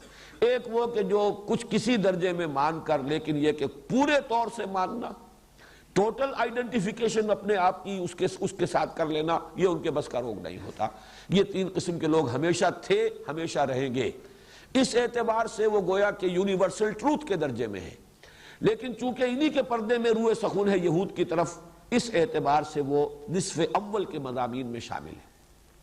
بقیہ 2 رکوعوں میں جو دین کی بنیادی تعلیم ہے، اس کو نوٹ کیجئے، چونکہ جو 2/3 حصہ قرآن مجید کا تھا وہ تو نازل ہو چکا ہے سورہ بقرہ سے قبل۔ سورہ بقرہ تو ہجرت کے بعد نازل ہو رہی ہے، اور اس کو قرآن مجید میں بالکل شروع میں رکھا گیا ہے۔ جو دین کی بنیادی تعلیمات ہیں، جو عقائد ہیں، جو فلسفہ ہے، جو حکمت دین ہے، وہ تو پورا کا پورا آ چکا ہے مکی صورتوں میں۔ تو ضرورت پیش آئی اور یا حکمت خداوندی کا یہ تقاضا ہوا کہ اس کا خلاصہ اس سورہ بقرہ کے آغاز میں رکھ دیا جائے، تاکہ ایک عام قاری جب اسے پڑھ رہا ہو تو اس کے سامنے وہ مکی قرآن کے مضامین کا خلاصہ آ جائے، پھر وہ آگے بڑھے۔ تو 4 رکوع جو ابتدائی ہیں وہ اس اعتبار سے تمہیدی ہیں۔ 4 رکوع جو بعد کے ہیں، یعنی 4 کے بعد 10 رکوع میں براہ راست خطاب ہوگا بنی اسرائیل سے، آخری 4 رکوعوں میں یہ ٹرانزیشن ہے کہ اب ابراہیم کی ایک نسل میں یہ امت مسلمہ اور اللہ تعالیٰ نے یہ مقام ان کو عطا کیا ہوا تھا، منصب دیا ہوا تھا یہود کو، اب وہ منصب سلب کر کے حضرت ابراہیم ہی کی نسل کی دوسری شاخ حضرت اسماعیل کی نسل میں حضرت محمد صلی اللہ علیہ وسلم کی بعثت ہوئی، اور اب ان پر جو لوگ ایمان لائے تو ایک نئی امت وجود میں آئی۔ اب ان کو نسب کیا جا رہا ہے، یہ منصب اب ان کو عطا کیا جا رہا ہے۔ اس حوالے سے حضرت ابراہیم چونکہ وہ نقطۂ جامع ہے ان دونوں امتوں کی، جہاں پر جا کر کہ پھر جہاں پہ وہ مل جاتی ہے، جو سلسلہ ان کا ہے وہ حضرت ابراہیم کی شخصیت ہے۔ اس اعتبار سے حضرت ابراہیم کا ذکر، تعمیر کعبہ کا ذکر، پھر کعبے کی طرف اب رخ کا پھیر دیا جانا، تحویل قبلہ، وہ گویا کہ علامت ہے اس کی کہ اب وہ سابق قبلے والے یعنی یہود جن کا قبلہ رہا یروشلم، بیت المقدس، اب وہ معزول کر دیے گئے۔ اب اس کعبے کے گرد ایک نئی امت محمد وجود میں آ گئی، اور اس کا نصب عمل میں آ چکا، وہ اب اس منصب پر فائز کر دیے گئے۔ یہ ہیں 18 رکوع جو پہلے ہیں نصف اول کے، 4 تمہیدی، 10 میں خطاب بنی اسرائیل سے براہ راست، اور پھر 4 کے اندر وہ تحویل جو ہے کہ ایک کی معزولی کا اعلان اور دوسرے کے اس منصب پر فائز کرنے کا اعلان۔ اس کے بعد جو بقیہ ہے 22 رکوع، اب خطاب شروع ہوا براہ راست امت مسلمہ سے۔ گویا کہ تحویل قبلہ ایک طرح کی کورونیشن تھی، تاج پوشی تھی۔ امت مسلمہ، امت محمد صلی اللہ علیہ وسلم اب اس مقام پر فائز کر دی گئی، اس کی تاج پوشی ہو گئی۔ اب ان سے خطاب ہے۔ اس خطاب کے بارے میں وہ تشبیہ عرض کر رہا تھا کہ وہاں غور کیجئے تو مضامین جو ہیں بظاہر، یہ لفظ مناسب نہیں ہے قرآن کے لیے، لیکن بظاہر کٹے پھٹے سے نظر آتے ہیں، یا یوں کہیے کہ بظاہر مضامین گڑبڑ نظر آتے ہیں۔ ابھی نماز کا ذکر ہو رہا تھا، ابھی کہیں جہاد کا ذکر شروع ہو گیا، ابھی کہیں کوئی اور بات آ گئی، تو بیچ میں کوئی تسلسل نہیں ہے۔ اس کے لیے میرے سامنے تمثیل آئی تھی، تشبیہ آئی تھی اللہ تعالیٰ کی طرف سے، اور بڑی خوبصورت تمثیل ہے کہ آپ ایک ایسی رسی کا تصور کریں جو 4 لڑیوں سے بٹی گئی ہو۔ اب جب بٹ دیا جاتا ہے، فرض کیجئے کہ اس کے رنگ جدا جدا ہیں، ایک سفید ہے، ایک سرخ ہے، ایک نیلی ہے، ایک فرض کیجئے سبز ہے یا پیلی ہے۔ جب ان کو بٹ دیا جائے گا تو کوئی رنگ بھی مسلسل نظر نہیں آئے گا، کٹے پھٹے نظر آئیں گے۔ اگر آپ ایک طرف سے دیکھیں گے تو سفید ہے، سرخ ہے، نیلا یا پیلا ہے، اور یا سبز ہے، پھر سفید ہے، سرخ ہے، پھر نیلا یا پیلا ہے، پھر سبز ہے۔ اس طریقے سے رنگ جو ہے کٹے پھٹے نظر آئیں گے۔ اگرچہ آپ اگر اس کو کھول دیں تو معلوم ہوگا کہ سبز لڑی بھی سیدھی ہے، مسلسل ہے، سفید ڈوری بھی مسلسل ہے، سیدھی ہے، نیلی بھی سیدھی ہے، سرخ بھی سیدھی ہے۔ اس اعتبار سے 4 لڑیاں ہیں جو باہم آپس میں بٹی ہوئی ہیں ایک رسی کی شکل میں۔ ان کو بھی 2 کے 2 جوڑوں میں سمجھیے۔ ایک ہے احکام شریعت، یہ کرو یہ نہ کرو، اور ایک ہے جہاد فی سبیل اللہ۔ پھر پہلے کے بھی 2 حصے ہیں، احکام شریعت میں عبادات ہیں اور معاملات ہیں، اور دوسری طرف جہاد میں انفاق یا جہاد بالمال بھی ہے اور قتال جہاد بالنفس بھی ہے۔ تو 4 یہ جو ڈوریاں ہیں یا 4 لڑیاں ہیں، ایک میں عبادات سے متعلق احکام، دوسرے معاملات انسانی سے متعلق احکام، تیسرے انفاق فی سبیل اللہ جہاد بالمال، چوتھے قتال فی سبیل اللہ یا جہاد بالنفس۔ ان 4 لڑیوں کو اس طریقے سے بٹ دیا گیا ہے ایک رسی کی شکل میں کہ یہ 4 مضامین ایک دوسرے کے بعد مختلف وقفوں سے آ رہے ہیں۔ بہرحال ان سب میں خطاب جو ہے وہ امت مسلمہ سے۔ اس اعتبار سے اب ان میں جو پولرائزیشن ہے یا ان میں جو تقسیم ہے 4 مضامین کی، وہ ورٹیکل نہیں ہے، ہاریزونٹل ہے۔ وہ 4 لڑیاں ہیں جو چل رہی ہیں مسلسل، اور وہ 4 لڑیاں جو ہیں آپس میں بٹے ہونے کی وجہ سے بظاہر کٹی پھٹی نظر آتی ہیں۔ یہ ترتیب ہے سورہ بقرہ کے مضامین کا تجزیہ۔ 40 رکوع، 18 ادھر 22 ادھر۔ 18 میں خطاب امت مسلمہ سابقہ یہود سے، 22 میں خطاب امت مسلمہ موجودہ یعنی ہم مسلمانوں سے۔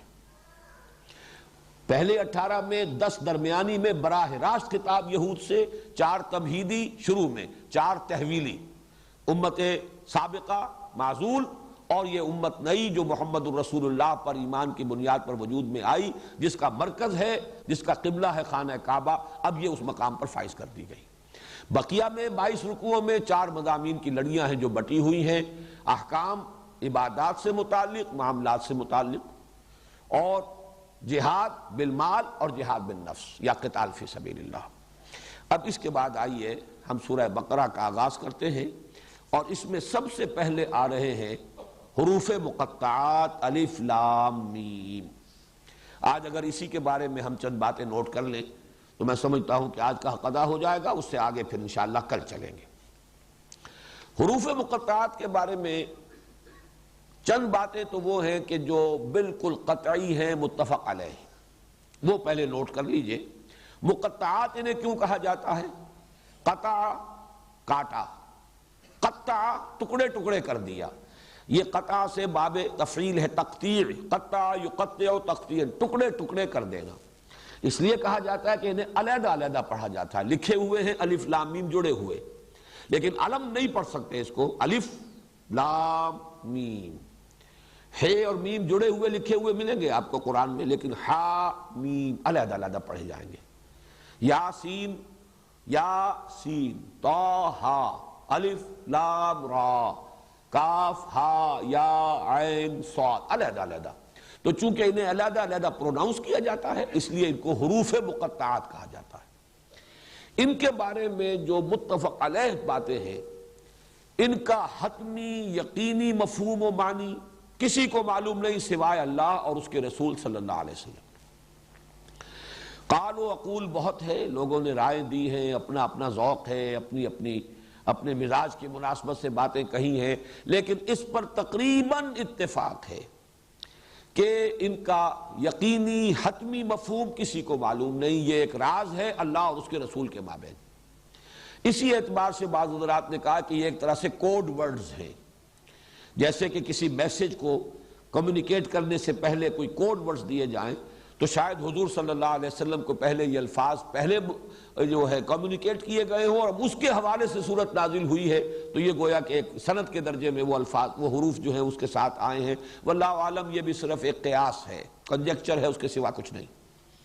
البتہ دوسری یقینی بات یہ ہے کہ حضور صلی اللہ علیہ وسلم سے ان کے معنی اور مفہوم کے ضمن میں مرفوعاً کوئی قول منقول نہیں۔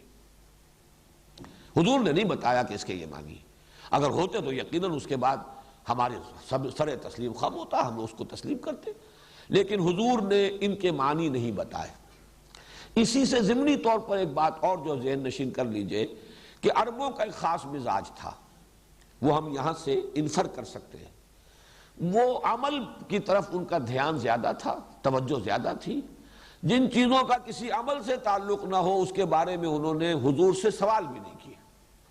یہ تو ہمارا جو ایک انداز ہے خاص طور پر، اور یہ عجمی انداز، ایرانی ذہن بلکہ پورا آریائی ذہن، یہ کہا جاتا ہے کہ سیمیٹک جو سامی نسلیں ہیں ان کے اور آریائی نسلوں کے مابین یہ بڑا فرق و تفاوت ہے مزاج کا۔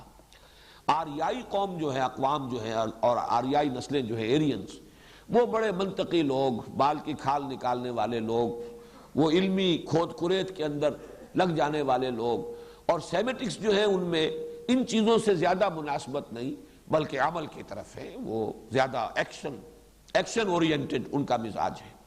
تو یہ چیز واقعتاً ثابت ہوتی ہے کہ صحابہ کرام نے بہت کم سوالات کیے ہیں حضور سے صلی اللہ علیہ وسلم ان چیزوں کے بارے میں جن کا تعلق انسان کے عمل سے نہیں ہے بلکہ وہ صرف کسی علمی نوعیت کی چیز ہو، جس کی ایک بڑی نمایاں مثال میں نے بارہا بیان کی ہے، اس حدیث میں سامنے آتی ہے جو حضرت علی سے مروی ہے، حضرت ترمذی کی روایت ہے، فرماتے ہیں کہ حضور نے ایک دفعہ ارشاد فرمایا انہا ستکون فتنۃ، ان قریب ایک بہت بڑا فتنہ رونما ہوگا۔ اب حضور نے تو یہ خبر دے دی۔ حضرت علی فرماتے ہیں کہ میں نے سوال کیا مل مخرج منہا یا رسول اللہ، اے اللہ کے رسول اس سے نکلنے کا راستہ کون سا ہوگا؟ اب یہی وہ فرق نمایاں ہو جاتا ہے۔ میں یہ کہا کرتا ہوں کہ اگر ہم ہوتے تو ہم پوچھتے وہ کب ہوگا، کیوں ہوگا، کدھر سے آئے گا، کیسے آئے گا، کس صورت میں آئے گا، کچھ نہیں۔ یہ سارے سوالات جو ہیں یہ علمی نوعیت کے، معلوماتی نوعیت کے، کب، کیوں، کیسے، کدھر سے، یہ سارے کچھ نہیں پوچھا۔ حضرت علی نے پوچھا وہ چیز جس کا تعلق عمل سے ہے، اس سے نجات کی راہ کون سی ہوگی؟ بس آپ نے فرمایا فتنہ ہوگا، ہمارے لیے کافی ہے۔ اب عملی اہمیت جو ہے وہ اس سوال کی بل مخرج منہا یا رسول اللہ، اللہ کے رسول یہ بتائیے اس سے نکلنے کا راستہ کون سا ہوگا؟ تو اس کے جواب میں جو حضور نے پھر ارشادات فرمائے ہیں وہ مدح قرآن اور قرآن مجید کی تعریف، اس کے اعتبار سے واقعہ یہ ہے کہ بہت بڑا خزانہ ہے، وہ یوں فصاحت کا، بلاغت کا، ادبیت کا، اور پھر حکمت کا، علم کا، معرفت کا بہت بڑا خزانہ ہے۔ بہرحال یہاں صرف یہ نقطہ بیان کرنا تھا کہ اس سے معلوم ہوتا ہے کہ صحابہ نے بھی پوچھا نہیں ان کے بارے میں کہ یہ الفاظ کیا ہے۔ البتہ چوتھی چیز جو اسی سے متعلق پھر نتیجہ نکلا وہ یہ ہے کہ یقیناً یہ کوئی معروف اسلوب تھا عرب کا، ورنہ کوئی نہ کوئی سوال تو کرتے، صحابہ سوال نہ کرتے، چلیے تعظیماً نہ کرتے، یا یہ کہ چونکہ عمل سے متعلق ہے نہیں ہے لہذا نہ کرتے، لیکن یہ کہ لوگ تو اعتراض کرتے کہ یہ کیا الف لام میم، یہ کیا حامیم کاف ہا یا عین صاد، کیا معنی اس کے؟ یہ تو بے معنی سی باتیں ہیں، اس کے تو کوئی مفہوم سمجھ میں نہیں آیا۔ جبکہ قرآن کہتا ہے کتاب مبین، دعویٰ کرتا ہے کہ میں تو بالکل روشن کتاب ہوں، واضح کتاب ہوں، اس کے مضامین بالکل صاف ہیں، بالکل نمایاں ہیں، وَلَقَدْ يَسَّرْنَا الْقُرْآنَ لِلذِّكْرِ فَهَلْ مِن مُدَّكِرٍ۔ تو یہ کیا چیزتا ہے الف لام میم ہا میم کاف ہا یا عین صاد، کیا معنی اس کے؟ لیکن یہ بھی ثابت ہے کسی نے اعتراض نہیں کیا۔ اس کا مطلب یہ ہے کہ یہ ان کے ہاں معروف اسلوب تھا.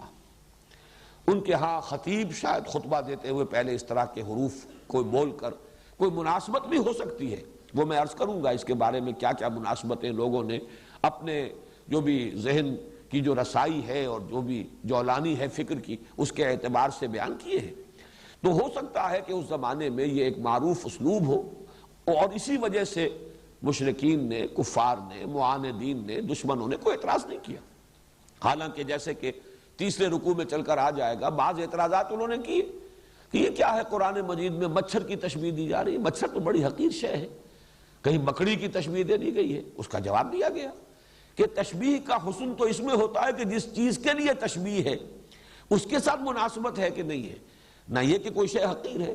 کسی حقیر شے کی تشبیہ دینی ہے تو حقیر شے سے دی جائے گی تاکہ اس کا جو حقیر ہونا ہے وہ پوری طریقے سے مبرہن ہو جائے.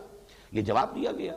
لیکن یہ کہ اعتراض کیا گیا نا، لیکن یہاں یہ ہے کہ ان حروف مقطعات کے استعمال پر اور ان کے قرآن مجید میں یعنی وحی میں شامل کیے جانے پر کوئی اعتراض بھی منقول نہیں ہے. یہ چار چیزیں تو ہیں متفق علیہ. باقی جو چیزیں ہیں کہ کیا کیا اس کے معانی اور مفاہیم کے بارے میں آراء ظاہر کی گئی ہیں، میں ان کو آپ کے سامنے رکھنے سے پہلے ذرا کچھ سٹیٹسٹکس ہیں، اعداد و شمار، یہ ذرا دلچسپ ہے. یہ تو میں نہیں کہتا کہ ان کے معانی اور مفاہیم پر ان سے کوئی روشنی پڑتی ہے، لیکن یہ ہے کہ یہ اگر سامنے ہو تو ہو سکتا ہے کہ یہ بھی ان چیزوں میں سے ہوں حروف مقطعات جن کے حقائق شاید آئندہ چل کر روشن ہو جائیں. جیسے کہ وہ آیت مبارکہ میں نے تعارف قرآن کے ضمن میں بار بار پڑھی تھی، سنریہم آیاتنا فی الآفاق وفی انفسہم حتی یتبین لہم انہ الحق. ہم اس اپنی نشانیاں واضح کریں گے، کھولتے رہیں گے اور دکھاتے رہیں گے ان کو آفاق میں بھی انفس میں بھی، یہاں تک کہ یہ بات واضح ہو جائے گی، ان پر مبرہن ہو جائے گی کہ یہ قرآن حق ہے. تو ہو سکتا ہے کہ ان حروف کے حوالے سے بھی کوئی حقیقت بعد میں ایسی سامنے آ جائے جس سے قرآن مجید کی حقانیت جو ہے اور مبرہن ہو جائے. اس کا امکان موجود ہے. لیکن یہ امکان اگر ہے تو اسی شکل میں کہ اس کے کچھ اعداد و شمار جو ہے، کچھ ڈیٹا جو ہے وہ سامنے رہے تاکہ غور کرنے والے غور کرتے رہے. اور اس حوالے سے بھی ایک بات کہی گئی ہے ماضی قریب میں، اس کا بھی میں تذکرہ بعد میں کروں گا. تو یہ سٹیٹسٹکس جو ہے وہ ذرا نوٹ کر لیجئے، اور اس میں عربی زبان کی فقہ اللغہ کے اعتبار سے بھی بعض مضامین اہم ہیں. دیکھیے یہ حروف مقطعات جو ہے ظاہر بات ہے حروف ہجا ہیں، وہ جو تختی ہے حروف ہجا کی، الف با تا سا جیم ہا خا دال، وہ یا تک جائے گی، یہ تختی ہے. عربی زبان کے جو حروف ہجا ہیں ان کے بارے میں ایک اختلاف ہے کہ تعداد 28 ہے یا 29 ہے. یہ دونوں جو ہیں عدد مانے جاتے ہیں. کس اعتبار سے؟ الف تو ایک حرف ہے، شروع کا پہلا حرف ہے. حمزہ کو بھی اگر حرف علیحدہ گنا جائے تو یہ 29 بن جائیں گے، اور حمزہ کو شمار نہ کیا جائے تو یہ 28 رہ جائیں گے. حمزہ اصل میں ہے کیا؟ الف پر ہی اگر زبر لگ جائے آ تو اب یہ حمزہ ہو گیا، یہ الف نہیں ہے. زیر لگ جائے ای، یہ بھی حمزہ ہوگا، یہ بھی الف نہیں ہے. پیش لگ جائے او تو یہ بھی حمزہ ہے، الف نہیں ہے. جزم ہو جیسے بے با، با یعنی با کے بعد الف ہے لیکن جزم لگ گیا با تو یہ بھی حمزہ ہے. تو الف اور حمزہ میں فرق یہ ہے کہ الف تو نام ہے صرف اس کا کہ اگر کوئی حرف اس سے پہلے مفتوح ہے، اس پر زبر آ رہا ہے تو الف لگ جائے گا تو وہ 2 زبر ہو جائیں گے، بس اللہ اللہ خیر صلی اللہ. اسی معنی میں واو کا استعمال بھی ہے. واو سے پہلے جو حرف ہے اس پر پیش ہے تو واو اس پیش کو کھینچ دیتا ہے. بے پر پیش ہو، با پر پیش بو، اور اس کے ساتھ واو تو بو، وہی پیش جو ہے گویا کہ 2 پیش بن گئے اور وہ ذرا کھچ گیا. یہ کا عمل بھی یہی ہے. یہ حروف ہے 3 حروف علت کہلاتے ہیں، الف اور واو اور یا. یا کا بھی معاملہ یہی ہے. یا سے پہلے اگر زیر ہے حرف پر تو یہ یا صرف یہ کرے گی کہ اس زیر کو کھینچ دے گی. بے زیر یہ بی، وہ گویا کہ اگر صرف زیر ہوتا تو بے اور یہ ساتھ لگ گیا تو بی. اس معنی میں الف بھی در حقیقت اپنے حرف ما قبل پر اگر زبر ہو تو اسے تھوڑا سا کھینچ کر اور ایک زبر کا اور اضافی فائدہ ہو جاتا ہے. لیکن یا اور واو میں یہ ہے کہ اس پر جزم بھی آئے گا، اس پر زبر بھی آئے گا، زیر بھی آئے گا، پیش بھی آئے گا، پھر بھی اسے وا کہیں گے. الف پر جزم آ جائے، زبر آ جائے، زیر آ جائے، پیش آ جائے تو اس کو الف نہیں کہتے، ہم حمزہ کہتے ہیں.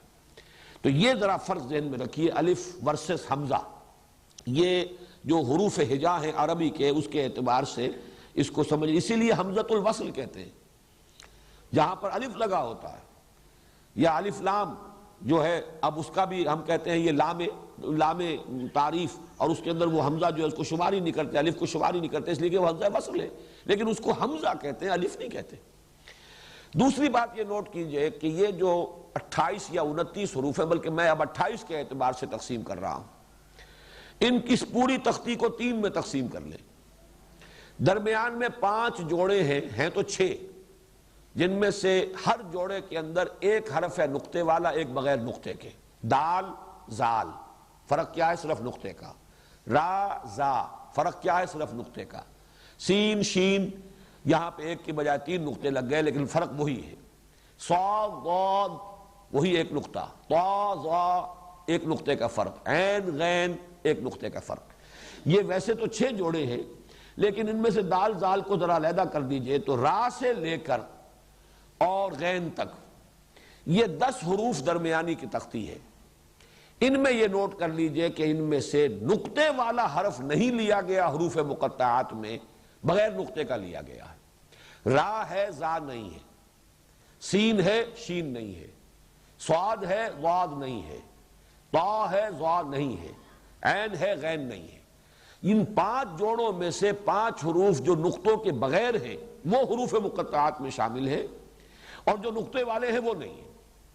کیوں نہیں ہے مجھے نہیں معلوم، لیکن صرف ایک آبزرویشن ہے، مشاہدہ ہے، یہ اس کی ایک جس کو میں کہہ رہا ہوں کہ یہ اعداد و شمار ہے، سامنے رہے تو شاید اس کے حوالے سے اگر غور کیا جائے تو کوئی حقیقت بعد میں کھل جائے، واللہ عالم۔ اب ادھر 9 حروف رہ گئے، الف با تا سا جیم ہا خا دال زال۔ ان میں سے صرف 2 حروف ہیں، الف اور ہا۔ 7 حروف اس میں سے نہیں آئے، حروف مقطعات میں شامل نہیں۔ جو آخری ہے 9، فا قاف کاف لام میم نون وا ہا یا، یہ جو الفاظ ہیں، یہ جو حروف ہیں 9، ان میں سے 7 ہیں، 2 نہیں ہیں۔ اس میں سے قاف بھی ہے، کاف بھی ہے، لام بھی ہے، میم بھی ہے، نون بھی ہے، صرف شروع کا فا نہیں ہے، آخر میں واو نہیں ہے، پھر یا بھی ہے۔ معلوم یہ ہوا کہ پہلے 9 میں سے صرف 2، آخری 9 میں سے صرف 2 نہیں ہے، 7۔ یہ 7 اور 2 مل کر 9 ہو گئے۔ درمیان کے 5 جوڑوں میں سے 5 جو غیر منقوط ہیں، کل 14 حروف استعمال ہوئے، اور 14 نصف بن جاتا ہے، جو میں نے ابھی عرض کیا تھا کہ اگر حروف ہجا 28 شمار کیے جائیں تو 28 میں سے 14 حروف مقطعات میں شامل ہیں، 14 نہیں۔ اب ایک اور اعتبار سے دیکھیے، it can be a coincidence, ہو سکتا ہے صرف اتفاقی بات ہو، لیکن قرآن مجید کا معاملہ ہے، ہم اس سے صرف محض اتفاقی نہ کہیں، ہو سکتا ہے اس میں بھی کوئی حکمت ہو، کہیں آئندہ جا کر وہ کھلے۔ 29 صورتیں ہیں 114 میں سے جن میں یہ حروف مقطعات آئے ہیں، اور حروف ہجا کے بارے میں بھی یہ ہے کہ یا 29 یا 28۔ 29 صورتوں کے شروع میں حروف ہجا آئے، اور 29 کا نصف تو ہو ہی نہیں سکتا، 28 ہی کا نصف ہوگا، اور وہ 14 ہیں، تو 14 حروف استعمال کیے گئے۔ 29 میں ایک ویسے ڈسپیوٹڈ ہے کہ حمزہ کو علیحدہ حرف مانا جائے یا نہ مانا جائے۔ ان میں سے اب نوٹ کر لیجئے کہ 2 ایک حرف بھی ہے 3 صورتوں میں۔ سورہ نون، سورہ قاف، سورہ صاد، یہ ایک حرف آیا ہے، اور یہ ایک صورت میں ایک حرف۔ 9 صورتوں میں 2 حروف آئے ہیں، حامیم، یہ 6 میں ہے، 7 میں ہے حامیم، اور تاہا، تاسین، یاسین، 6 میں حامیم اور 3 یہ تاسین، تاہا اور یاسین۔ یہ 9 صورتیں ہیں جن میں 2 حروف آئے ہیں۔ 13 صورتیں وہ ہیں جن میں 3 حروف آئے ہیں، الف لام میم 6 میں، الف لام را 5 میں، تا سین میم 2 میں۔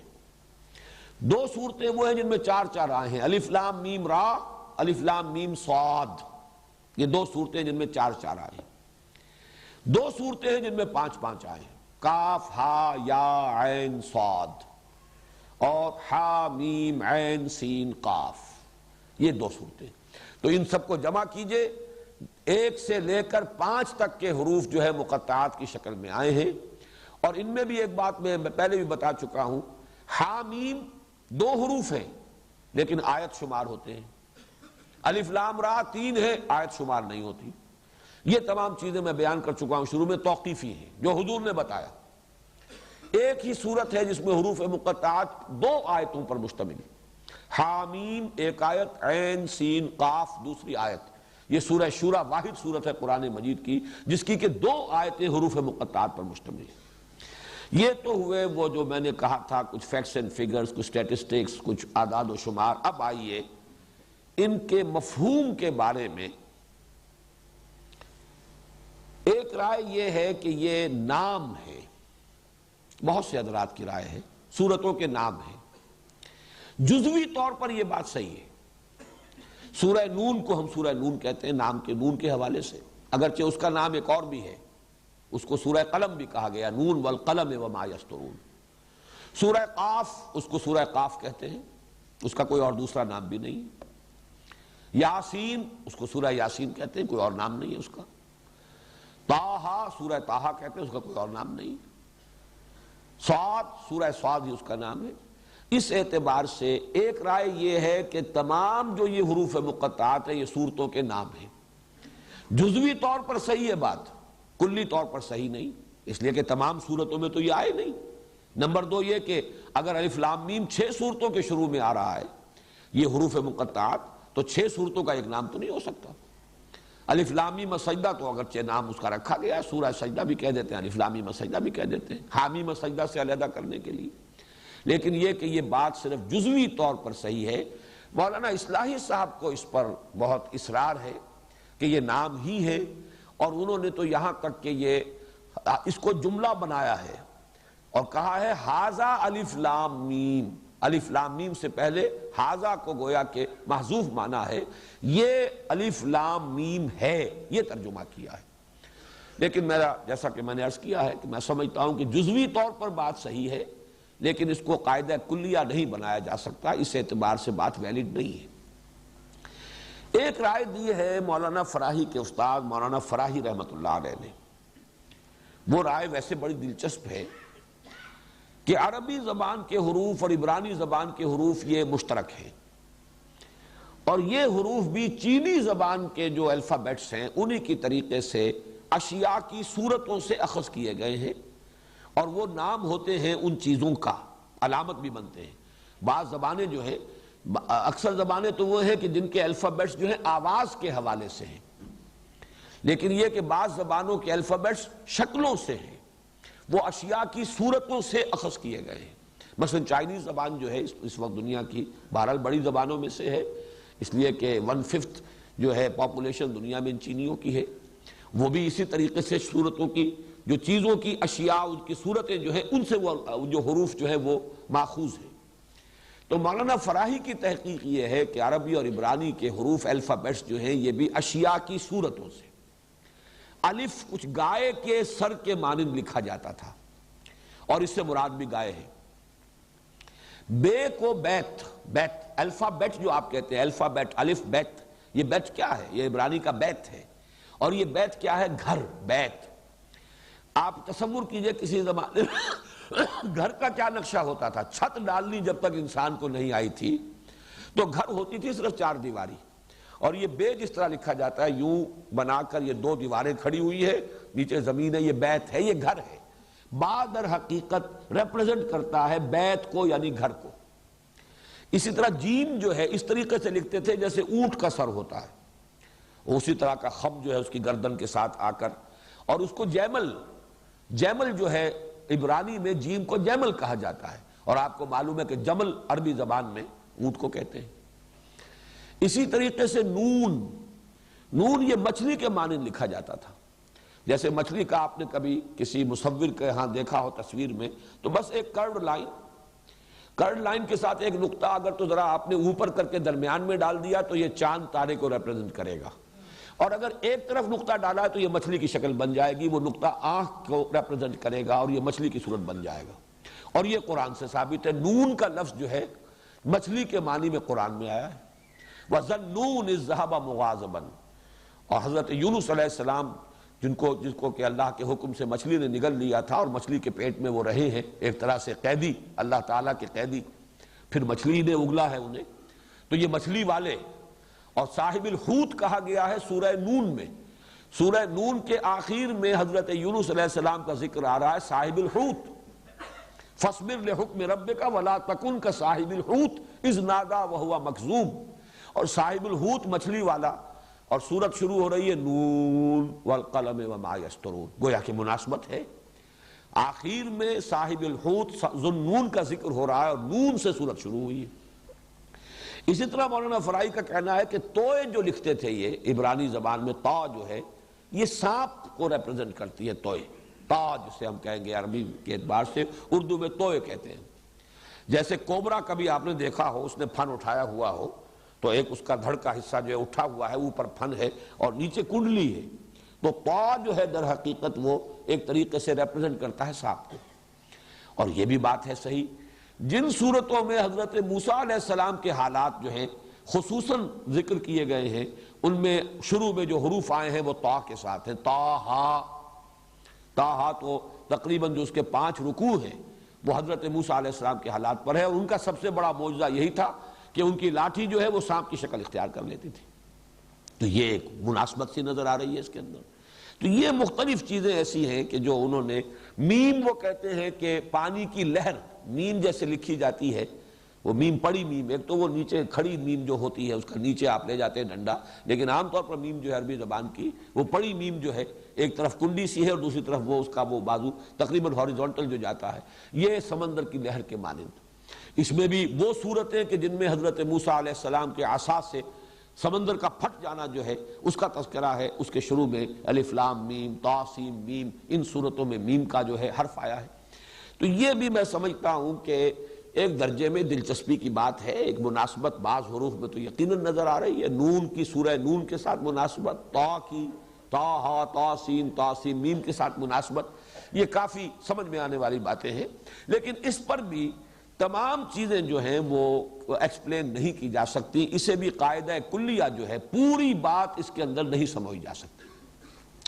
تیسری بات جس کا میں اشارہ کرنا چاہتا ہوں، میں نے عرض بھی کیا تھا، یہ موسٹ ریسنٹ واقعہ ہوا کہ 19 کے عدد کے حوالے سے ایک شخص نے، ڈاکٹر رشاد خلیفہ امریکہ میں ہوتے تھے، یہ اب فوت ہو چکا ہے اور مرتد ہو کر فوت ہوا ہے، ویسے بھی پہلے بھی لوگوں کو دھوکہ ہوا، ورنہ وہ شخص مسلمان نہیں تھا، بہائی تھا، اور اس نے 19 کی ہندسے سے قرآن کے ایک سائنٹیفک ثبوت کے طور پر اس کو پیش کیا کہ اس کا ایک میتھمیٹیکل نظام ہے، اور کمپیوٹر نے ثابت کر دیا ہے قرآن کا کلام اللہ ہونا، اور یہ چیزیں ایسی ہیں کہ جو عام مسلمانوں کی دلچسپی کی ہوتی ہیں، تو بڑی جنگل کی آگ کی طرح وہ بات پھیلی تھی، نیک دل لوگوں نے اس کے اپنے طور پر چھپوا کر وہ تقسیم کیے، حالانکہ قرآن مجید کے لیے اس قسم کے ثبوت جو ہے وہ اہمیت کے حامل نہیں ہے، لیکن یہ کہ وہ بات بھی ایک اعتبار سے میرے نزدیک چونکہ جزوی طور پر صحیح ہے تو میں تذکرہ کر رہا ہوں۔ یہ اس کا کہنا یہ ہے کہ جو حروف آئے شروع میں، اس سورت کے شروع میں جو حروف آئے ہیں وہ حروف اس سورت کے اندر 19 کا ملٹیپل کی شکل میں آئے، ایک میتھمیٹیکل سسٹم ہے قرآن کا۔ اس کی بدبختی یہ ہوئی کہ یہ اصول اس نے ایسا قطعی قرار دے دیا کہ جہاں یہ فٹ نہیں بیٹھا اس نے کہا یہ قرآن کی صورت ہی در حقیقت غلط ہے، اس کی یہ 2 آیتیں، تو جہاں بھی یہ چیز اس کا نظام میتھمیٹیکل نظام ہے وہ فٹ نہیں بیٹھا، اس نے اس کو کہا کہ یہ قرآن مجید میں بعد میں اضافہ ہوا ہے یا یہ محفوظ نہیں ہے، قرآن کی غیر محفوظیت کی بات کر کے اس نے، اور پھر اس بدبخت نے نبوت کا دعویٰ بھی کیا، اور پھر وہ قتل کیا گیا، کسی شخص نے اسے قتل کر دیا۔ یہ رشاد خلیفہ کا حشر جو ہے وہ ہو چکا ہے، ورنہ قرآن مجید پر اس نے بڑا شدید حملہ کیا تھا، پہلے ایک چیپ پاپولیرٹی حاصل کی اس حوالے سے، اور اس کے بعد جو ہے اس نے وہ اپنی نبوت کی دکان چمکائی اور قرآن مجید کے غیر محفوظ ہونے کا ایک دعویٰ لے کر کھڑا ہو گیا۔ بہرحال وہ تو اس دنیا کے اعتبار سے تو کیفر کردار کو پہنچ چکا ہے، آخرت میں اللہ تعالیٰ جو بھی اس کے ساتھ معاملہ کرے، لیکن یہ نوٹ کر لیجئے کہ یہ بات بھی میں نے محسوس کیا تھا کہ جزوی طور پر صحیح ہے، خاص طور پر سورہ قاف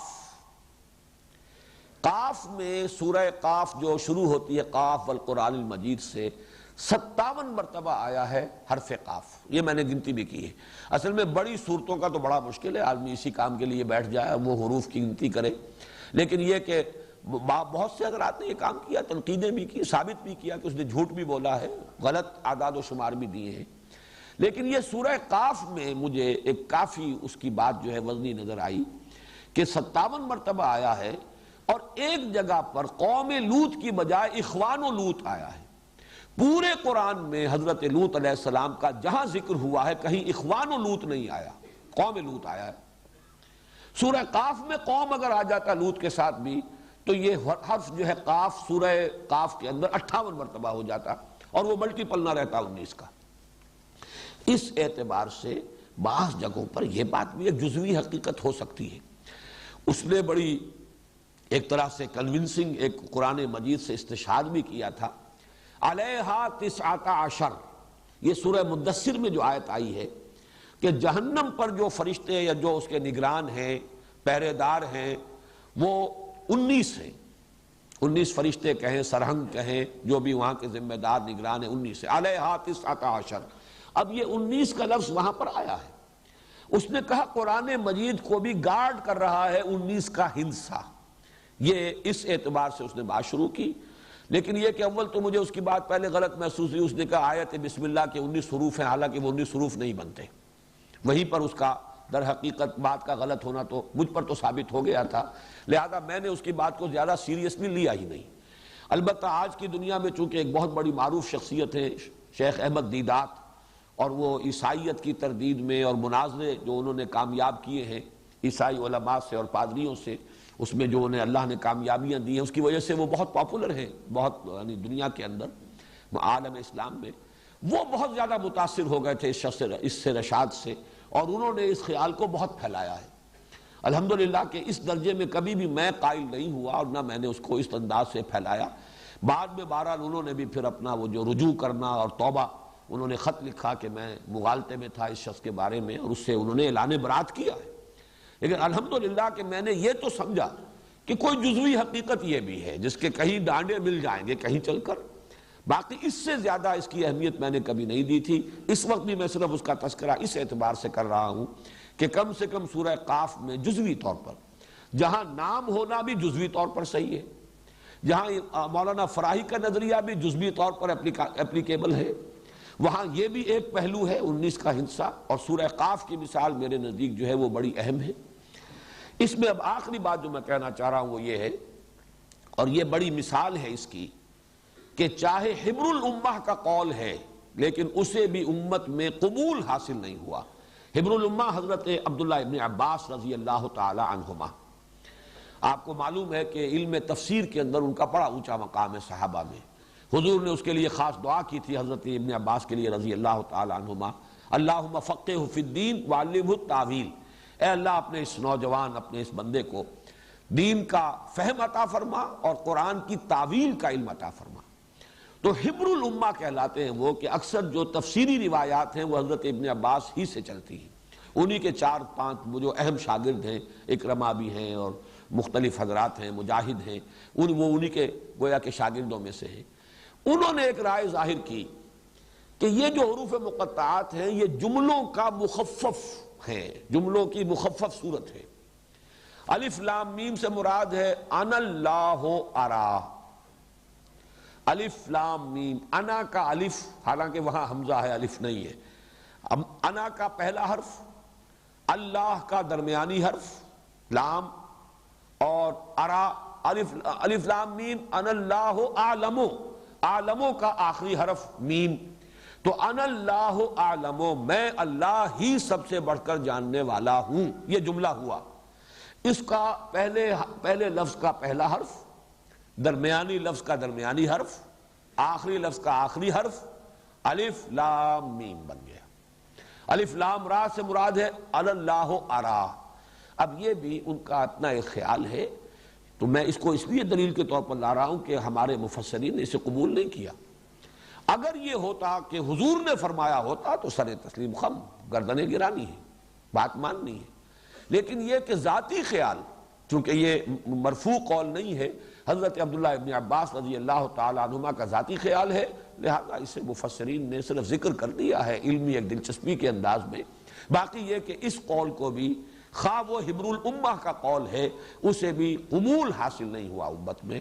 میں سمجھتا ہوں یہ ایک اچھی سائن ہے امت کے اندر کہ جہاں تک تو حضور کا فرمان ہے اس پر چون و چرا نہ ہو، جب ثابت ہو جائے کہ حضور نے فرمایا۔ باقی جس کا قول بھی کوئی ہے اس کے اوپر ظاہر بات ہے کہ آپ دلیل سے اسے قبول کریں یا دلیل سے اسے رد کر دیں۔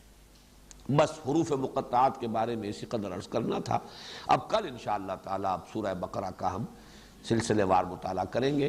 حروف مقطعات کے بارے میں یہ ساری باتیں میں نے اس لیے نوٹ کرا دی ہیں کہ آئندہ بھی درس کے دوران جب یہ حروف آئیں گے تو مجھے پھر کبھی ان چیزوں کو ریپیٹ کرنے کی ضرورت نہیں ہوگی۔ بارک اللہ لی ولکم فی القرآن العظیم ونفعنی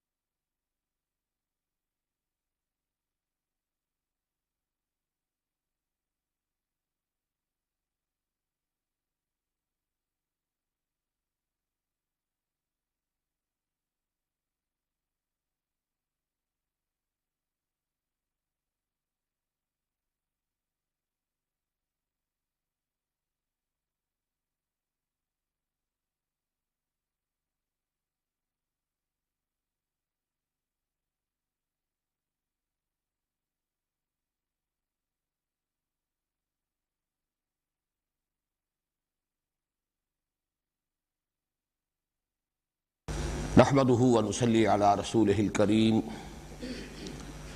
اما بعد فاعوذ بالله من الشيطان الرجيم بسم الله الرحمن الرحيم الف لام میم ذلك الكتاب لا ريب فيه هدى للمتقين الف لام میم ذلك الكتاب لا ريب فيه هدى للمتقين الذين يؤمنون بالغيب ويقيمون الصلاة ومما رزقناهم ينفقون والذين يؤمنون بما أنزل إليك وما أنزل من قبلك وبالآخرة هم يوقنون أولئك على هدى من ربهم وأولئك هم المفلحون إن الذين كفروا سواء عليهم أأنذرتهم أم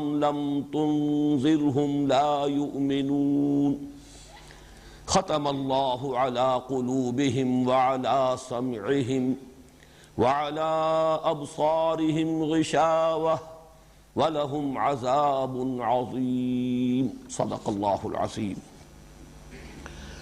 رب اشرح لی صدری ویسر لی امری واحلل عقدۃ من لسانی یفقہوا قولی۔